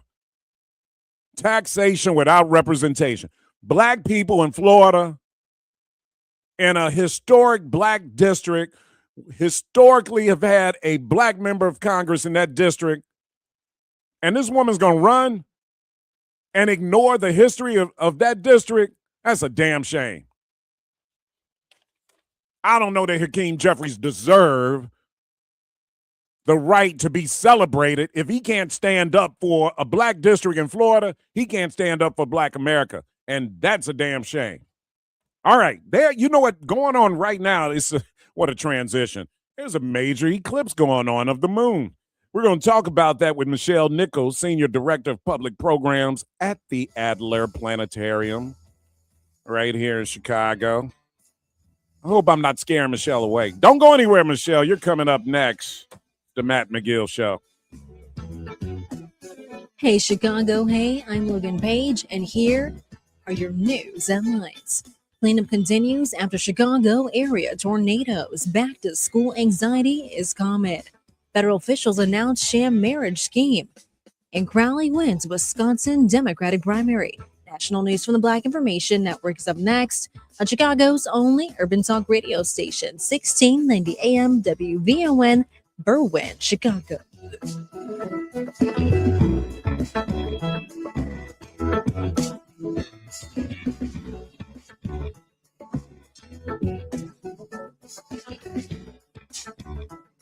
WVON News Now. Medical groups are criticizing President Trump's new executive order on childhood vaccines. American Academy of Pediatrics President Dr. Andrew Racine. This is just going to make it more and more difficult for people to get the vaccines that they need. The order would separate the MMR vaccine into individual shots and spread immunizations across multiple visits, while pediatric and medical leaders warn the changes could put children's health at risk. A Black DeKalb County, Georgia teacher is being remembered as a hero after losing his life while rescuing a struggling swimmer in Myrtle Beach. Authorities say Derek Moore entered the water to help a young girl who survived, but Moore was pulled under by a strong current and later died. And Black Lives Matter Sports has donated nearly $200,000 to nonprofits, HBCU athletic programs, and community organizations. Leaders say the funding will support youth development, mentorship, and educational opportunities. Get BIN News now on demand 24/7 on the iHeartRadio app. Here's Terry McCready. Senator Amy Klobuchar winning the Democratic primary for Minnesota governor. Klobuchar telling her supporters she'll fight the Trump administration while also battling fraud in the state. We need a governor who's going to put Minnesotans first and not be a rubber stamp of Donald Trump. She defeated Kobe Lane and Mohammed Wazwaz. Klobuchar is one of 4 senators who ran for governor in their states this year. Several months ago, Republican Congressman Jim Jordan grilled Minnesota Governor Tim Walz about alleged fraud in his state. The housing stabilization went from $2.6 million to $104 million. The integrated community supports went from $4.6 million to $170 million in 3 years. And this is unbelievable what's happening. And you're trying to hide behind some pretend court order, some court order that didn't exist. Federal prosecutors in Minnesota have charged 98 people, most of whom are of Somali descent, in connection with defrauding billions of dollars from government programs. New York's Black Attorney General Letitia James says her office cannot investigate the death of a refugee from Myanmar. Back in February, Nurul Amin Shah Alam was picked up by U.S. Customs and Border Protection agents and later released onto the streets of Buffalo.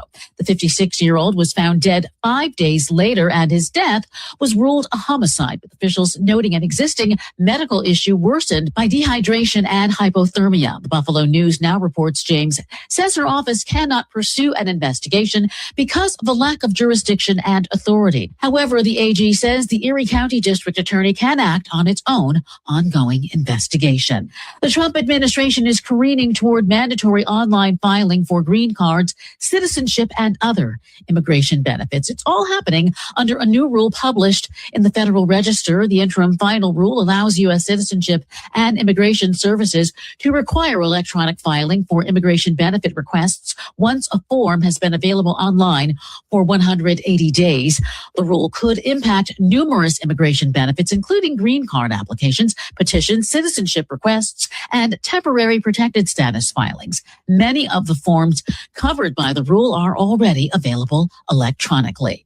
The Department of Homeland Security has published a notice that outlines plans to provide immigrations and customs enforcement officers with gloves that emit painful electric shocks. The $20 million devices are known as a generated low output voltage emitter, or glove, and could be used by officers in the field conducting immigration operations. The device is similar to a taser, but the voltage is reportedly not quite as high. A spokesperson for Compliant Technology told reporters the device uses positives and negatives on the handpad to trigger a sensory response on the skin upon contact. Stay informed, stay connected, and subscribe. Follow BIN News this hour wherever you get your podcasts. I'm Terry McCready for the Black Information Network. When you play the Illinois Lottery, you're generating funds that support education. No matter the prize, Illinois wins. Play all your favorite Illinois Lottery games today to help raise more for education. Be smart, play smart. Must be 18 years or older to play. Game odds available at IllinoisLottery.com.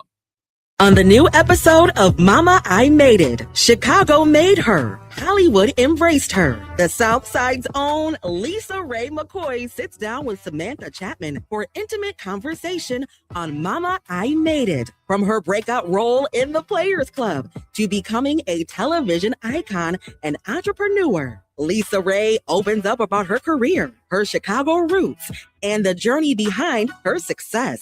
Don't miss this exclusive interview, streaming now on VON TV. Watch on Roku, Amazon Fire, Apple TV, the WVON app, or at VON.TV.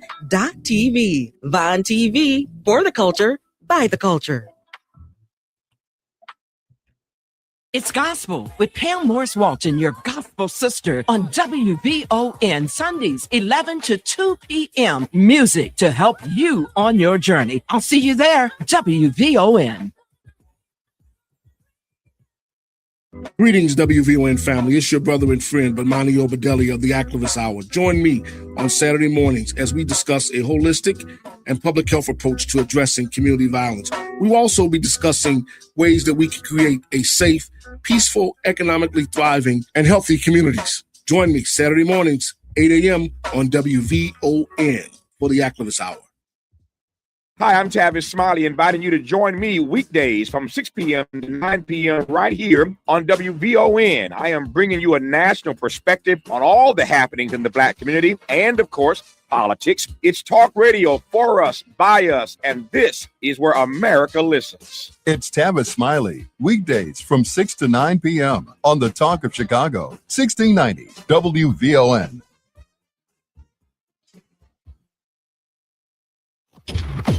Live from the Xfinity Studios, it's the station that America listens to, WVON, Berlin, Chicago.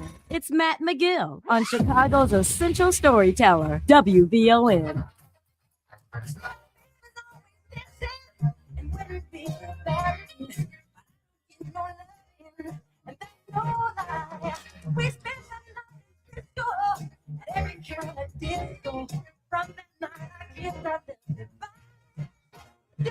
Sunshine, don't blame it on moonlight.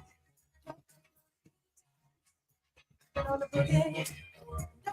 Sunshine, don't blame it on moonlight.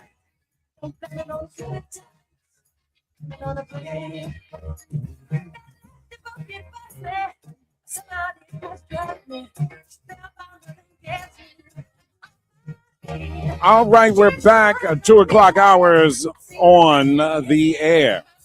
I remember Bozo Circus used to start off like Bozo Circus is on the air. Today, the moon central shadow crossed Greenland, Iceland, and Spain, making it one of the most remarkable periods for eclipse enthusiasts in modern history. Over the next 710 days, Earth will experience 3 total solar eclipses. One is happening today. Michelle Nichols is Senior Director of Public Programs at the Adler Planetarium, and she's here to tell us about what's happening today. Hey, Michelle, how you doing? Happy Wednesday to you. Michelle. Matt. Hold on. There she is. Michelle. There we go. How you doing? How you doing? Good. I didn't scare you away with my last segment, did I? No, not at all. No, you are talking about important stuff. Okay. So go for it. Do what you need to do. I just want to make sure. I get a little excited over here sometimes. This is Black Talk Radio, so I get a little aggressive sometimes. But so what is going on today? We're seeing this is a lunar eclipse, right? Well, so it was a solar eclipse. Solar eclipse, right? My bad. Yep. So it was totality, meaning when the moon completely covers the sun, was visible, as you said, in parts of Greenland, a little bit of Iceland, Spain, a little bit of the Mediterranean. And here in Chicago, believe it or not, we saw the tiniest little bit of this eclipse. So we were just on the edge of where this was visible at all. And so it was less than 1% of the sun was covered by the moon. And so some of my colleagues just caught it in and amongst the clouds that were visible. Is that right? But we do have a partial lunar eclipse coming up in a couple weeks. So that's definitely something that that folks should be able to see, provided it's not as cloudy as it has been recently. Well, let me ask you this, though. How come, like, in Spain and in Europe, it looks like they had a total eclipse? Yep. So the moon's shadow on the Earth is very finite, and so it's not very big. So the moon is fairly far, and by the time that shadow reaches the Earth, it doesn't cover the whole Earth. It only covers part of the Earth. And the part where you can see the moon completely cover the sun is only that stretch of ground is only about maybe 100 miles wide. Really? Max. And it's, yeah, somewhere around there. And it's where? So that today, this time was a little bit of Spain, northeastern Greenland. Yep, a little bit of southeastern Iceland, and a little bit of northern Spain for parts on land. That is weird.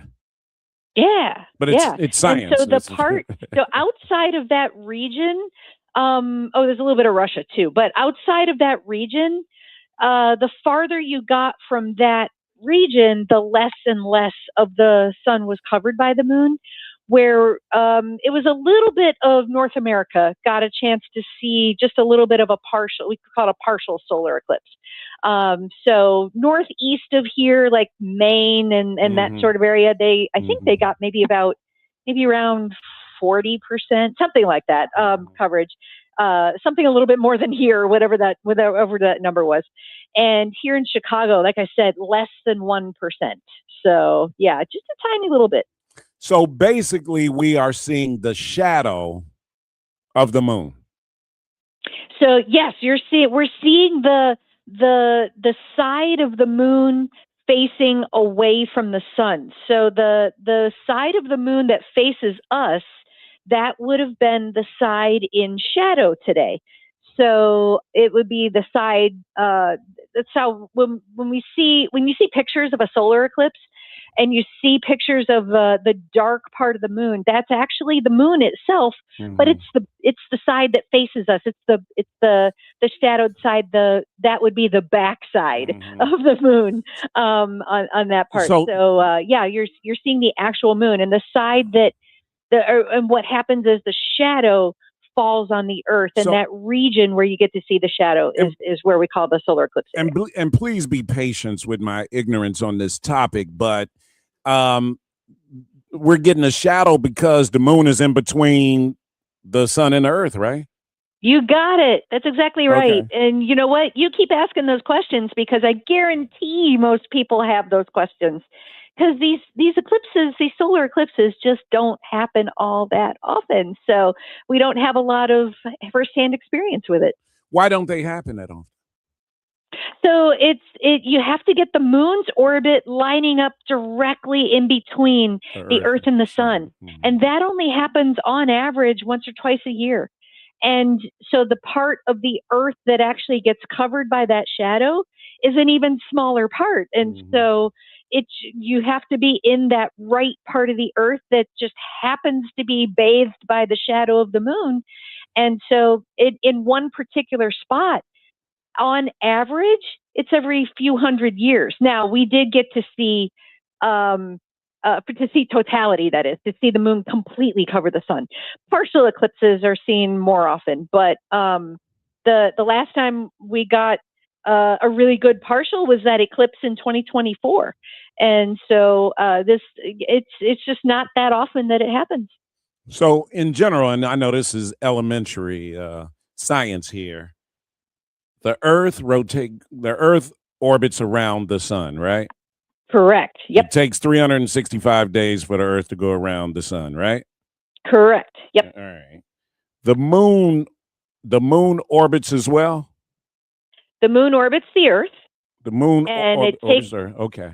Correct. And it takes the moon about 29 and a half days to orbit the Earth once. And so people then ask, wait a minute, well, then why don't we get an eclipse, a solar eclipse every single time the moon goes in between the Earth and the sun? That's what I was about to ask you. Exactly. I knew it. I could read your mind. Yep. So the reason is the moon's orbit is tilted with respect to the Earth. And so sometimes the moon, or most of the time, the moon passes either above or below the sun as in that particular direction.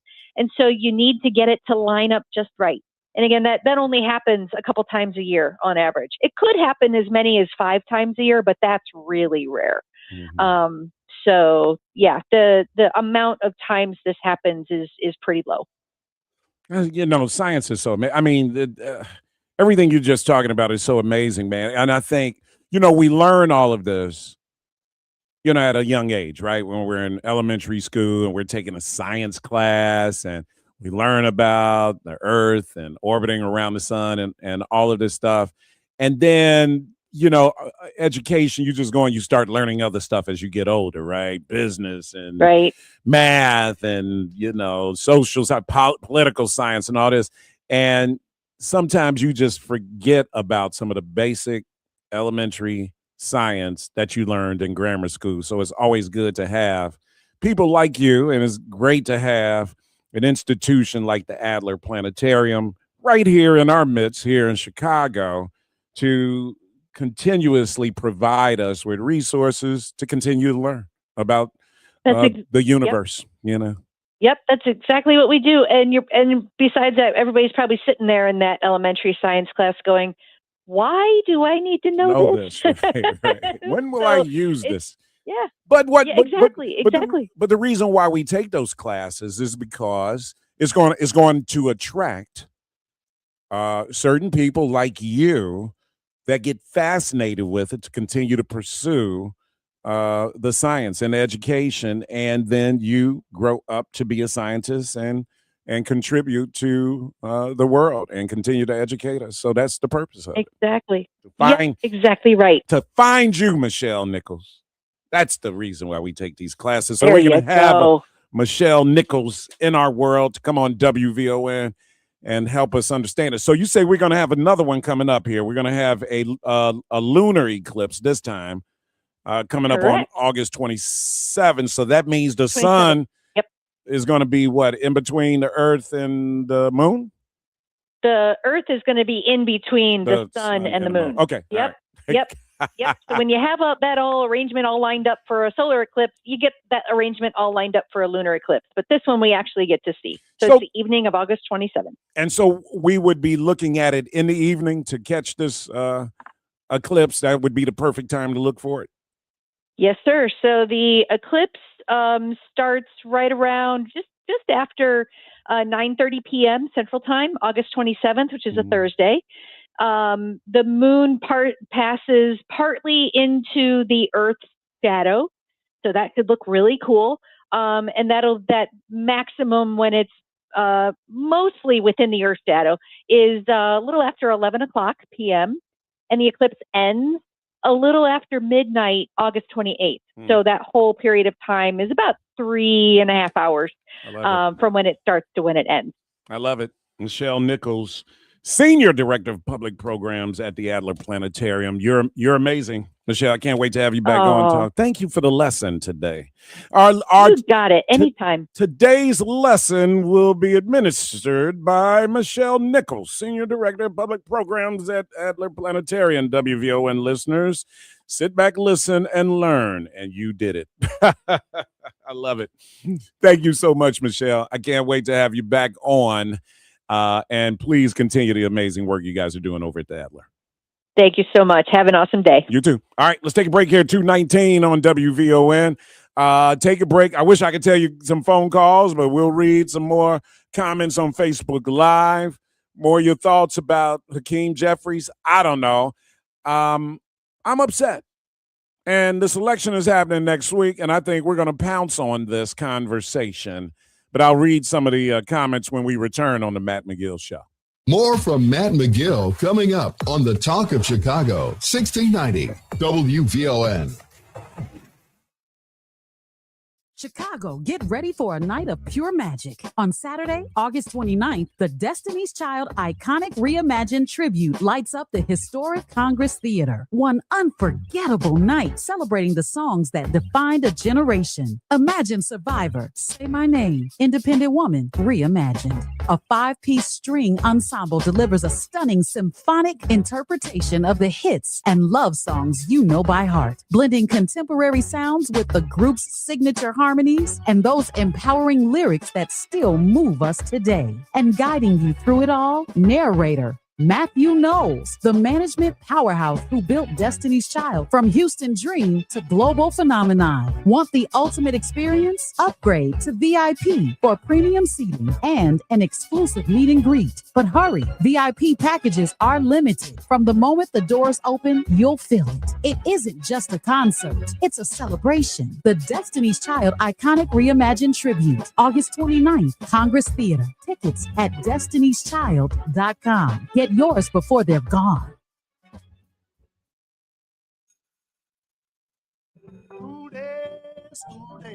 This is Congressman Danny Davis inviting you to our 47th annual Back to School Picnic and Parade Saturday, August 15th at Columbus Park all day. This is Representative LaShawn K. Ford, and we will have activities for the whole family. School supplies, book bags, and 100 computers will be raffled off. This is LaShawn K410. Join us on Saturday, August 15th, all day at Columbus Park. And remember, Chicago Public Schools start on August 24th. Don't miss the first day of school. I'm LaShawn K. Ford, and I approve this message. Paid for by LaShawn K. Ford for Congress. Looking for a fun, free event the whole family can enjoy?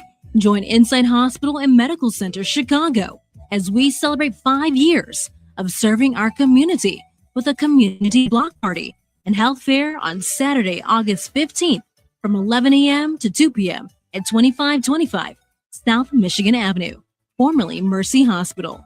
Enjoy free food trucks and ice cream, music and entertainment, games and activities for all ages, free health screenings, wellness resources, and the chance to meet our expert providers. Bring your family, bring your friends, and celebrate with us. Admission is free. We can't wait to see you. Learn more at InsideChicago.com.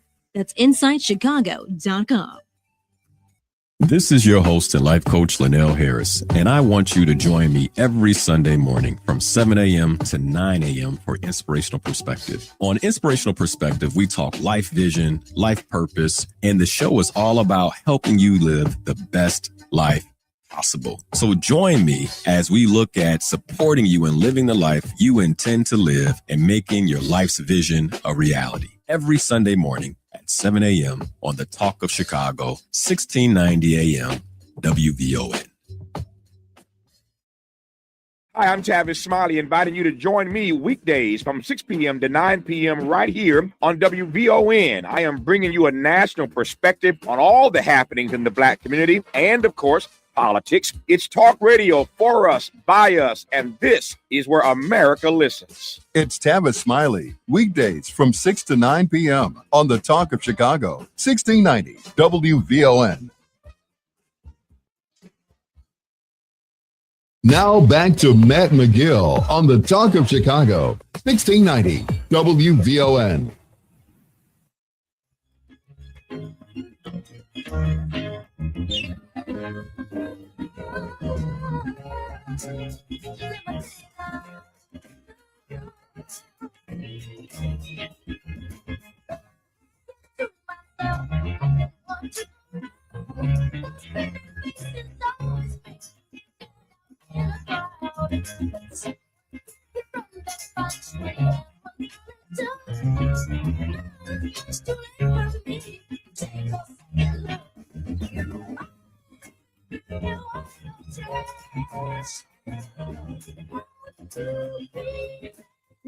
I tell you, listening to that song with these headphones on, there's just so much going on in that song. I'm talking about the production of,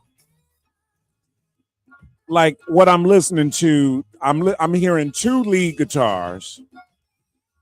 I'm hear the drums, of course. Sounds like a keyboard, bass, right? Or what? No, that's a keyboard that's going. There's a bass guitar right there. Do-do-do-do-do. That's a keyboard. Do-do-do-do-do-do-do-do. That's got to be a keyboard there. Drums. And, of course, Michael. And then here come the strings. Dude, the production on these Motown songs were just amazing, man. And then you get the vocals coming in. See you, it is. Here goes some bongos. Bass, a guitar. You hear that little guitar in the background? There go the tambourine. It's just so much going on in these headphones right now. Drums, Jermaine, strings in the background. Man, it's crazy, man. You guys, man, you know what? I've had the fortune to be in a studio and listen to how songs get constructed, and it really is amazing, man. You're like in this studio, and the producer has got this big board with all these tracks that he's putting, all of these elements that I'm talking about. Yeah, that was a keyboard, Maya Ken. That was something like an electric piano or something, or I mean, I could hear the regular piano in there. What was going? I mean, it's got to be no. What instrument is that? That's got to be a keyboard, because that's not a bass. That is something deeper than a bass that's going. That's got to be an electric. Remember back in the day they had the electric piano or organ. Maybe it's an organ. I don't know. But listening to that song is just, with these headphones on, I got these studio headphones, man. These are $200 headphones I got on, guys, just for the studio. Listening to it is mind blowing. All right, Tony Snow, that transition was hilarious, wasn't it? Went from talking Black Power to planets. Mike Burries, Matt, it sounds like you want a political handout. Why do you say that? Because I want a Black leader of the Democratic Party to stand up for a Black congressional district in Miami and tell this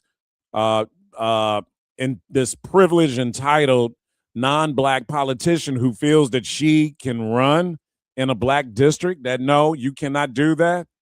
That's a political handout. That's called, to me, that's called political courage, a profiling courage by a, you know what's interesting? I think a white Democratic leader would do it more so than this Black Democratic leader, Hakeem Jeffries. That's what really kind of bothers me.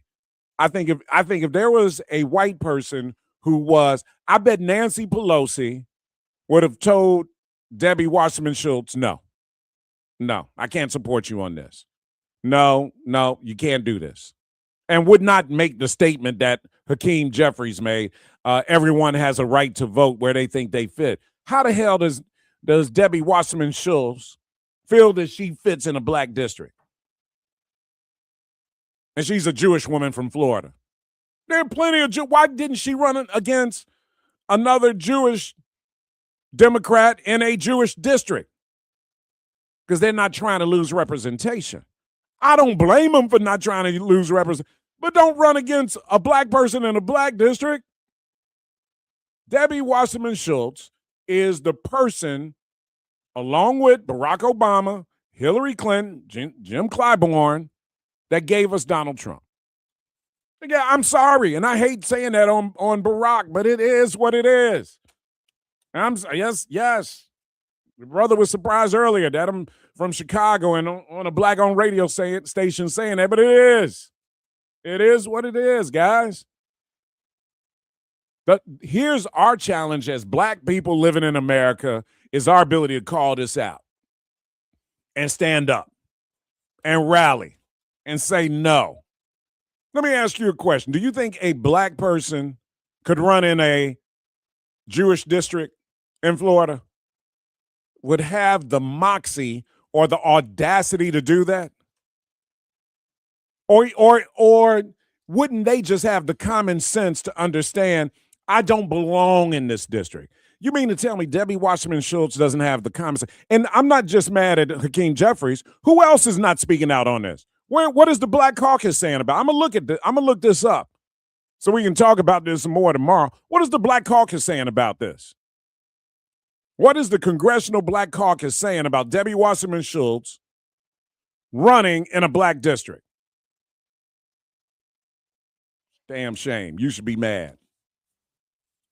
Anyway, it's 2:30 when we come back, our weekly segment with Mike Fideli and Associates.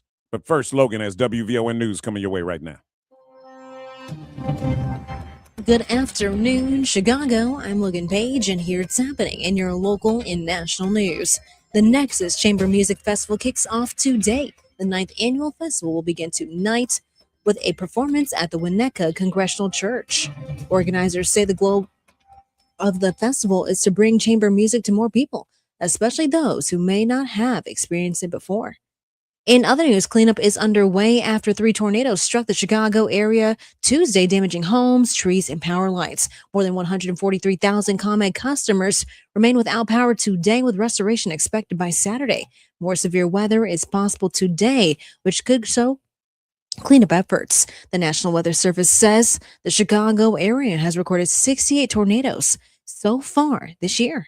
In other news, federal prosecutors have charged 11 people in an alleged decade-long scheme involving more than 1,000 sham marriages, primarily pairing Chinese nationals with U.S. citizens. Foreign nationals allegedly paid up to $100,000 for the arrangements, while participating U.S. citizens received up to about $30,000. Investigators say the group staged weddings, photographs, and financial records to make the marriages appear legitimate and help obtain green cards. The defendants are accused of conspiracy and immigration-related fraud and are presumed innocent unless proven guilty. In other news, David Crowley has won the Democratic nomination for governor of Wisconsin narrowly, defeating State Representative Francesca Hogg. The Milwaukee County executive returned to the race after briefly suspending his campaign and received a key endorsement from Governor Tony Evers. Crowley's victory puts him on a historic path to become Wisconsin's first black governor and only the fourth elected black governor in U.S. history. He will face Republican nominee Tom Tiffany in November. And Russell Westbrook is retiring from the NBA after an 18-season career, announcing the decision in a video narrated by actor Michael B. Jordan. The former MVP and 9-time All-Star finished his career as the NBA's all-time leader in triple-doubles with 209. Westbrook also ranks 5th in career assists with 14th in scoring, finishing with more than 27,000 points, 9,000 rebounds, and 10,000 assists. I'm Logan Page, and that's what's happening in your news now on WVON 1690 AM. Ada S. McKinley has a fantastic early learning and childcare program for kids from birth to age 5. Give your child a strong start. Quality childcare at 13 locations. Free and affordable options. Full days that are convenient for parents. Home-based services for expectant moms and their kids. And they welcome children with disabilities. Limited space available. Enroll now. Call 773-780-0050 or visit adasmckinley.org. Baby, I'm your Magnolia Blues man, Sir Henry Cheatham, inviting you to join us. Tell me. WVON 1690 for some real American music and culture. Here on Classic Blues and R&B. Check us out Saturday, 11 p.m. until 2 a.m. on WVON, Classic Blues and R&B. It's Rufus Williams. The radio keeps our ear to the pavement so we know what's going on in the community. And I got to say, what and how you've been doing it as my frat brother, but more importantly, what VON does, you are the new Ebony Jet that keeps our community connected. Well, thanks. That's a huge compliment. Weekdays at 7 a.m. on the Talk of Chicago, 1690 WVON. Hey, everybody, this is Kendall Moore, The Kendall Moore Show, getting you from your work week to your weekend each and every Friday night from 6 until 9 p.m. I get you from your work week to your weekend. Church, tabernacle. Kendall Moore, radio for the next generation on the Talk of Chicago, 1690 AM, WVON.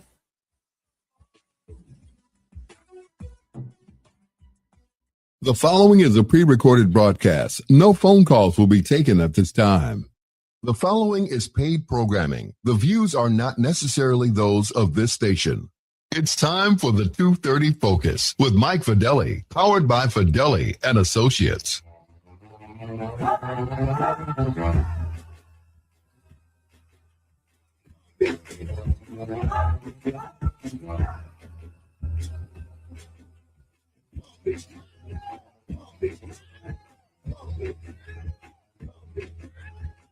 All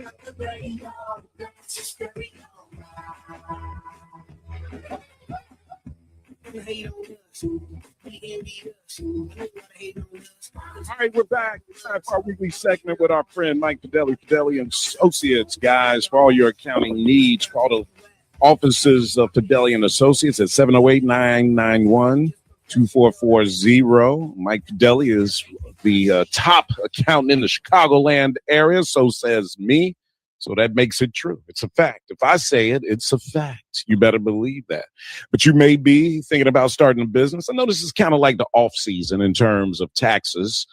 But you still need to be thinking about your taxes and what your tax situation looks like while you are living through the moment of earning your income. Is there anything you can be doing differently these days right now to reduce your tax bill? Maybe, maybe not.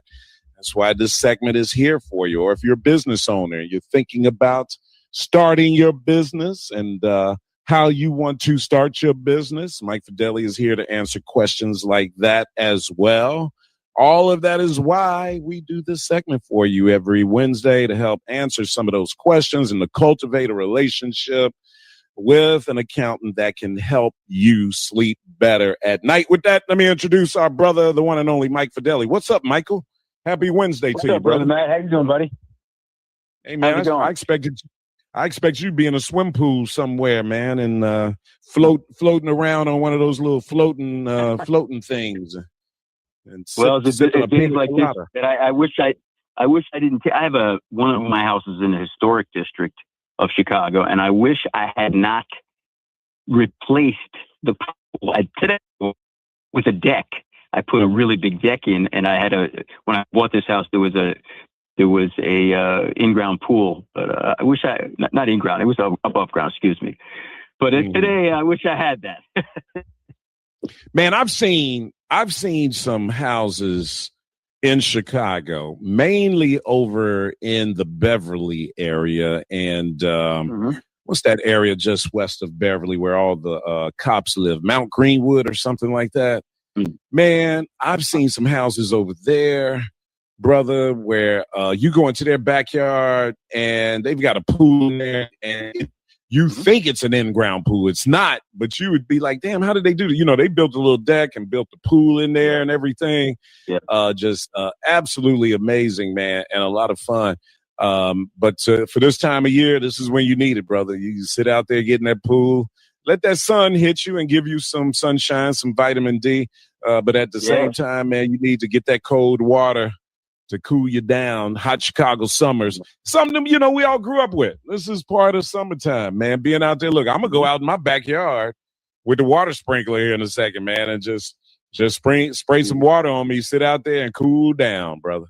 1,000,000%. Yeah, so about, you know, it's interesting when you say, you know, it's kind of the lull right now for taxpayers, but really if you're a business, I mean, to be honest with you, there's never really, it's a low, but there's never really a low, especially if you're a business. You have payroll, you have bookkeeping, you have to be running your business from not just an operational standpoint, but from a documentation standpoint. And that's one of the reasons why people are in the mess they are at times, because they haven't hired somebody like our firm, or they're not doing it themselves to make sure the documentation is right and to keep up with the books and records and have a current balance sheet and a current income statement to really know what's going on with your figures. So I really highly advise people, even a small business, at least get quarterly financials done so that we're not sitting at the end of the year. Number one, knowing how you're doing. A lot of people don't even know how they're doing. They don't even know if they'll say, like, I think I'm making money. Well, let's not think about it. Let's know whether or not you're making money and where you're losing money, where you're spending money where you shouldn't be. So that your books are not just a record for preparing taxes or a tax strategy, but they're also a record as to how to help you to run your business. And so I highly advise that. Yeah, when you know, bookkeeping obviously is key, right? And what we talk about a lot of times is that, you know, businesses don't necessarily have all of these departments, right? Small businesses, man, you usually have like an owner who's trying to do everything, right? He's the accountant. He's the inventory manager. He's making the schedule. He's doing everything, and that's why it's important for business people to try to allocate some of these resources and needs out to professionals who know what they're doing, man. And of course, you can't have a full-time accounting staff, if you got a small business. So that's why you outsource that and get that work done, so that you make sure that you're getting all the tax benefits of operating a business. You're getting all those benefits coming to you, man. Look, it's 2026. Here's one thing we know Donald Trump's president, and he is a pro-business president, right? So you would assume the tax code and everything else under these next couple of years are going to favor business people, right? And entrepreneurship and investment. And this is a great opportunity for people to learn about that, take advantage of it, and hopefully make some money, and save some money at the end of the day, But the bookkeeping is a big part. So go ahead. No, I was just saying bookkeeping is a big part of that. 1,000,000% it is. It has to be. Another thing that people should look at is so many people are owing money, and I highly recommend you looking and see if you qualify for an offer in compromise. At my firm, we are experts in this. I know there's a lot of firms that claim to be offering compromise experts, but they just can't get the job done. Sometimes it's very complex to try to qualify for an offer in compromise. You have to add your assets together with your income. And there's certain expenses that you're allowed to have, certain expenses you're not allowed to have. And if you don't qualify, we know how to get you set up to qualify.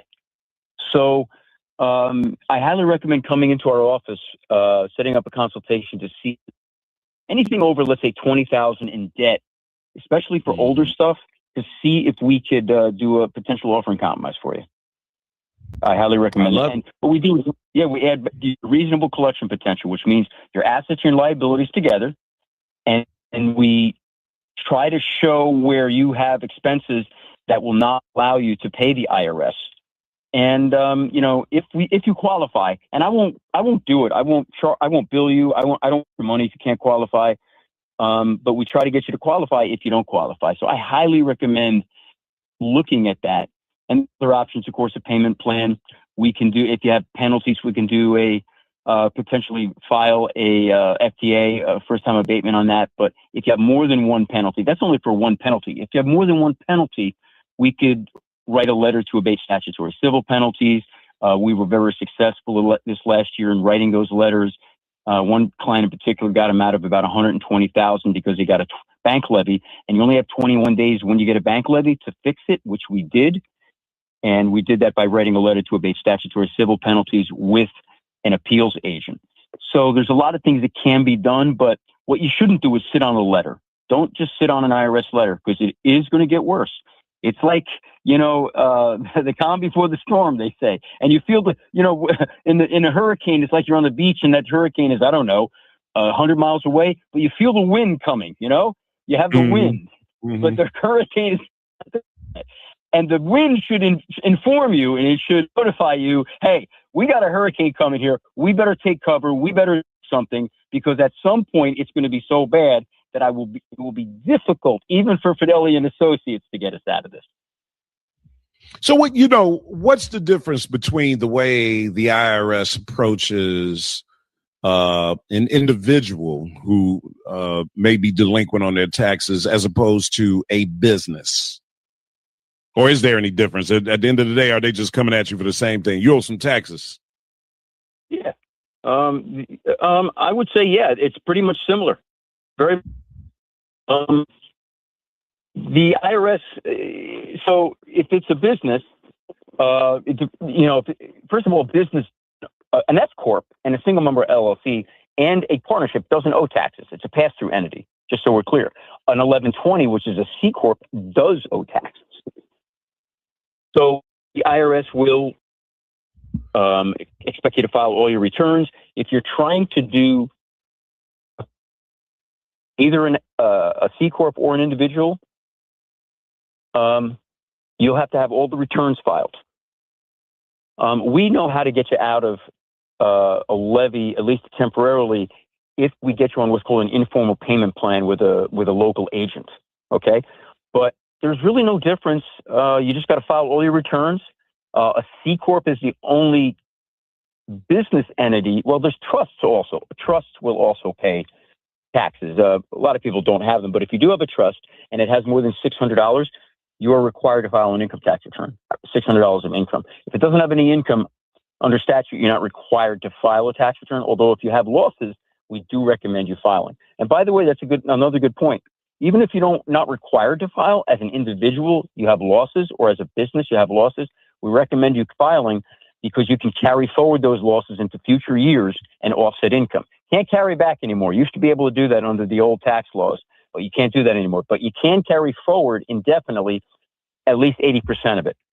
So we highly recommend you getting your returns filed, and then we can negotiate with the IRS either in a payment plan or with an offer in compromise. Mm-hmm. There you have it. All right, 591-1690. It's the number to call. You're listening to our weekly segment with Mike Fideli. Fideli and Associates is his company. You can give them a call at 708-991-2440 for all of your accounting needs. If you have a quick question you want to ask Mike right now, you can do that at 591-1690. Just kind of covering some of the basics. Those of you out there that are business people that need some advice, you may just need a little consultation. That's fine. Make the call, set up an appointment, and just see the benefits of having an experienced accounting firm part of your team. This is an opportunity where businesses have to take advantage of the tax code and make money. One of the ways that a lot of businesses lose money and ultimately wind up going out of business is because they don't have the capacity to keep up with their bookkeeping, right? They get behind, they get in arrears, they owe taxes, or they're not paying this, not paying that. And next thing you know, you never catch up. Don't get caught in that situation. Prevent it from happening by just spending a little money on the front end. You're going to make it all back on the back end, and you're better off. This is an investment. Your business is an investment, right? You got to spend the money to make some money, invest in your business to make sure that it's airtight, and protect your assets and protect all of your resources, including your employees that are dependent on you and dependent on your business and for an income. You can be smart and survive, or be a little careless and fail. And we prefer that you choose to be smart. It's the reason why we do these segments, because what we want to do is expose the business community and the average person out there to all the resources that are available and all the resources that other communities are taking advantage of. Mike, you were about to say? Yeah, no. One of the things people can really do as business owners right now is, under the new Tax Reform Act, under the big, beautiful bill, you can buy equipment now. Let's say you're a truck driver. We have a lot of truck drivers, but it could be equipment in any business where you can get a 100% write-off right now, okay? 100% write-off up to a couple of $1 million. So buy a truck. You could do it on, you buy the truck, you have a loan on it, right? So you're not buying it outright, but you get the deduction outright. So let's say you're buying a new truck for $150,000, a new tractor rather. You can write it off for $150 this year, $150,000 write-off against your income, but you bought it on a loan. Let's say you put, I don't know, $10,000 down. So you had to only dole out $10,000 in cash, but you got a $150,000 deduction against your income. And if you do that every year, you'll be, and you build let's say a fleet. We have clients that have 2, 3, 4, 5 tractors.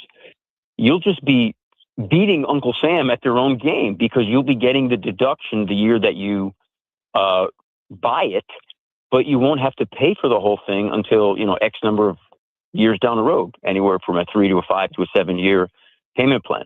So I highly recommend that. And also, if it's a capital lease, you could do the same thing.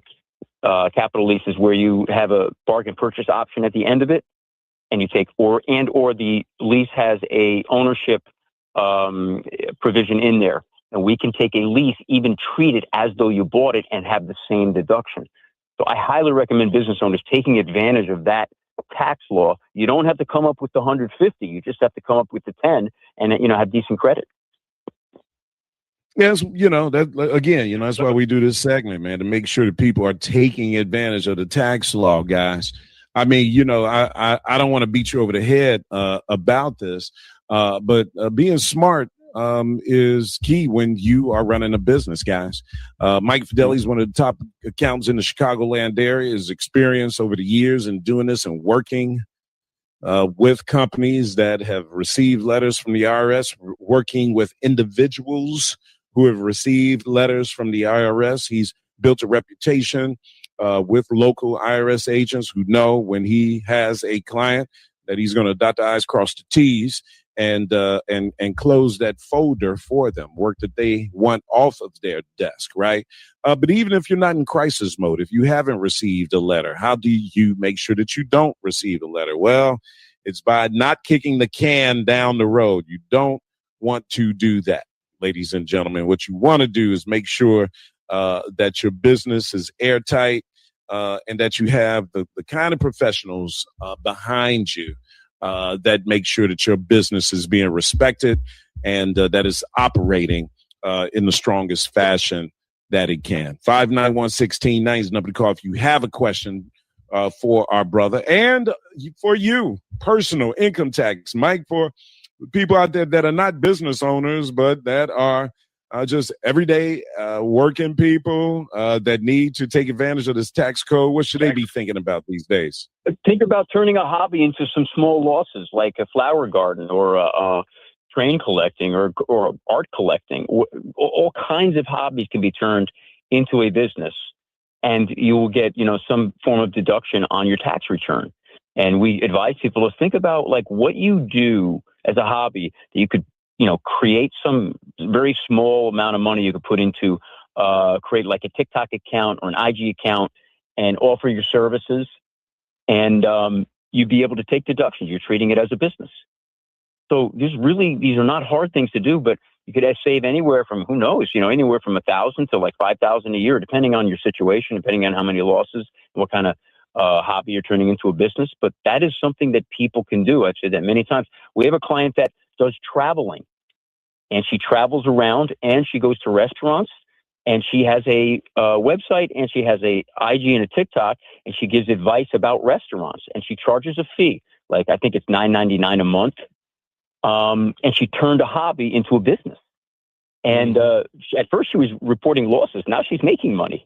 And so, these are creative ways where you could either turn a hobbies into a loss or eventually turn it into income. And now she's doing quite well, having just turned that into and it doesn't take long. After she's at a restaurant, she posts on her Instagram, she posts on her TikTok for the people that are subscribed to her account, and her Facebook and her website. Everyone is subscribed to there. It's not expensive, especially $9.99. That's 10 times 12 is $120 a year. I mean, you could make your money's worth on that in like one night in Chicago, taking good advice as to where to go for steak, for example. Okay. So you know what I mean? So I just recommend. But it is work though, because one thing I will say this, right? It is work. I don't want people to think that when you see, because there are a lot of people that are doing it, right? I mean, on my social media feed, man, I'm getting people that are out and about in Chicago covering restaurants, man, left and right. So there are a lot of people doing it, and it is work, man. You got to shoot video, you got to put the time in. You got to edit the video. It's a real business. It's not just like, hey, I'm gonna go out to eat and just take my iPhone with me and shoot some video. That's part of it. But you got to upload content. In order to make money, you've got to upload a lot of content, and you're spending your money on the front end. There's no question about it. It's not like you on these restaurants and they're giving you free food. No, you're paying for the food, and hopefully you get compensated. Through whatever you're charging for this. But like I tell my kids, nothing is easy. Hey, you got to do. No, it's not. You got to do the work. Let me throw this in. So now I've got 58,000 followers on my IG, and I had 0 almost a year ago. I now have people sending me products, just asking free. I had a guy, the golf outing we went to. Somebody saw me on that. I posted the videos. I posted on my IG. I had a company send me free golf clubs. Not that I need free golf clubs, but now they want me to do advertising for like $500 to $1,000. I have my social media guy setting this stuff up. This has just recently happened. So it all depends. I'm not really was that the young guy that I met? What? Was that the young guy that I met? Yeah, that young guy. So he's setting it all up, and now I have an opportunity. It's not taking me much time. I go to one of my houses here or in my office, and they literally just want me to do, hey man, just give me a 30-second video. Said I'm Mike Fideli. I just want to know a client sent me this product. You check it out. This is his DM. This is his IG handle, and that's all they want me to do. And now they're willing to pay me like anywhere from $250 to $1,000. It's crazy. So it is work. It's work on the front end, like you say. But I'm now experiencing a little bit of gravy, as I would call it, just a little bit of gravy, and it depends on how far I want to go. And then also, I can make now money on IG, just with the followers and with the what amount of content I'm doing. But you are right, Matt. There's depending on what you're going to do, there is a fair amount of work up front. But I would say this in general to business owners: you should get on social media. I know people might are my generation. I'm over 60. I'm a baby boomer. If you're going to grow your business, I highly recommend getting on social media and getting some kind of social media, even part-time social media manager like I got, and somebody that's competent, and they will really get you out there and get you advertised. Yeah. No, I agree with that, man. I think, you're right. This generational gap when it comes to social media is interesting. I was talking to a guy earlier this week, and he was saying how, man, he was trying to make some reservations to go travel, right? And I was like, hey, man, all you got to do is go on their website and da-da-da-da-da. You can make a reservation on the website. I was talking about a hotel chain, right? I was like, go on their website, just put in where you're going, put in the dates that you're going to be there, and they're going to show all of the hotels that they manage in the area, right? And you can pick the one you want to pick, which one is fits into your budget. And it was like I was talking to an alien, man. He was like, oh man, I don't do all that. I understand. He was like, but, you know what he was like? Yeah, but he was asking me to help him. He was like, Matt, just get me a phone number I can call, man. I'm old school, man. I'm not going online. And I was like, it's real easy. This is all you got to do. And he was like, man, just give me a phone number, right? So I went on to the website, for the hotel, and I found an 800 number, and I sent it to him. And he was like, thanks, this is perfect. Bro, it's not that hard. It's not, when I first started it was a little daunting to me because, I'm like from that generation, right? I'm not used to it either. But now it's easy breezy. I got my my tripod. I got like 5 tripods everywhere I go. I got in my house, in my office. It's not, and boom, post a 30 seconds. Don't make it long. 20, 30 seconds. That's it. Make it short and sweet. And I'm telling you, it is so important to grow. I don't care what business you're in. I highly recommend it. All right, Mike Fideli, as always, brother, give him a call for all of your accounting needs in the Chicagoland area and beyond. 708-991-2440. That's 708-991-2440. Make Fideli and Associates a member of your team, and you'll sleep easy at night, not worrying about your taxes and items, especially if you got a letter already from the IRS. Don't fool around. 708-991-2440. As always, Mike Fideli, enjoy your Wednesday, my brother, and we're back at it next Wednesday. As always, good talking to you, Michael. You too, my brother. Take care. All right. That's all I got for you. Everybody on Facebook Live, share the video.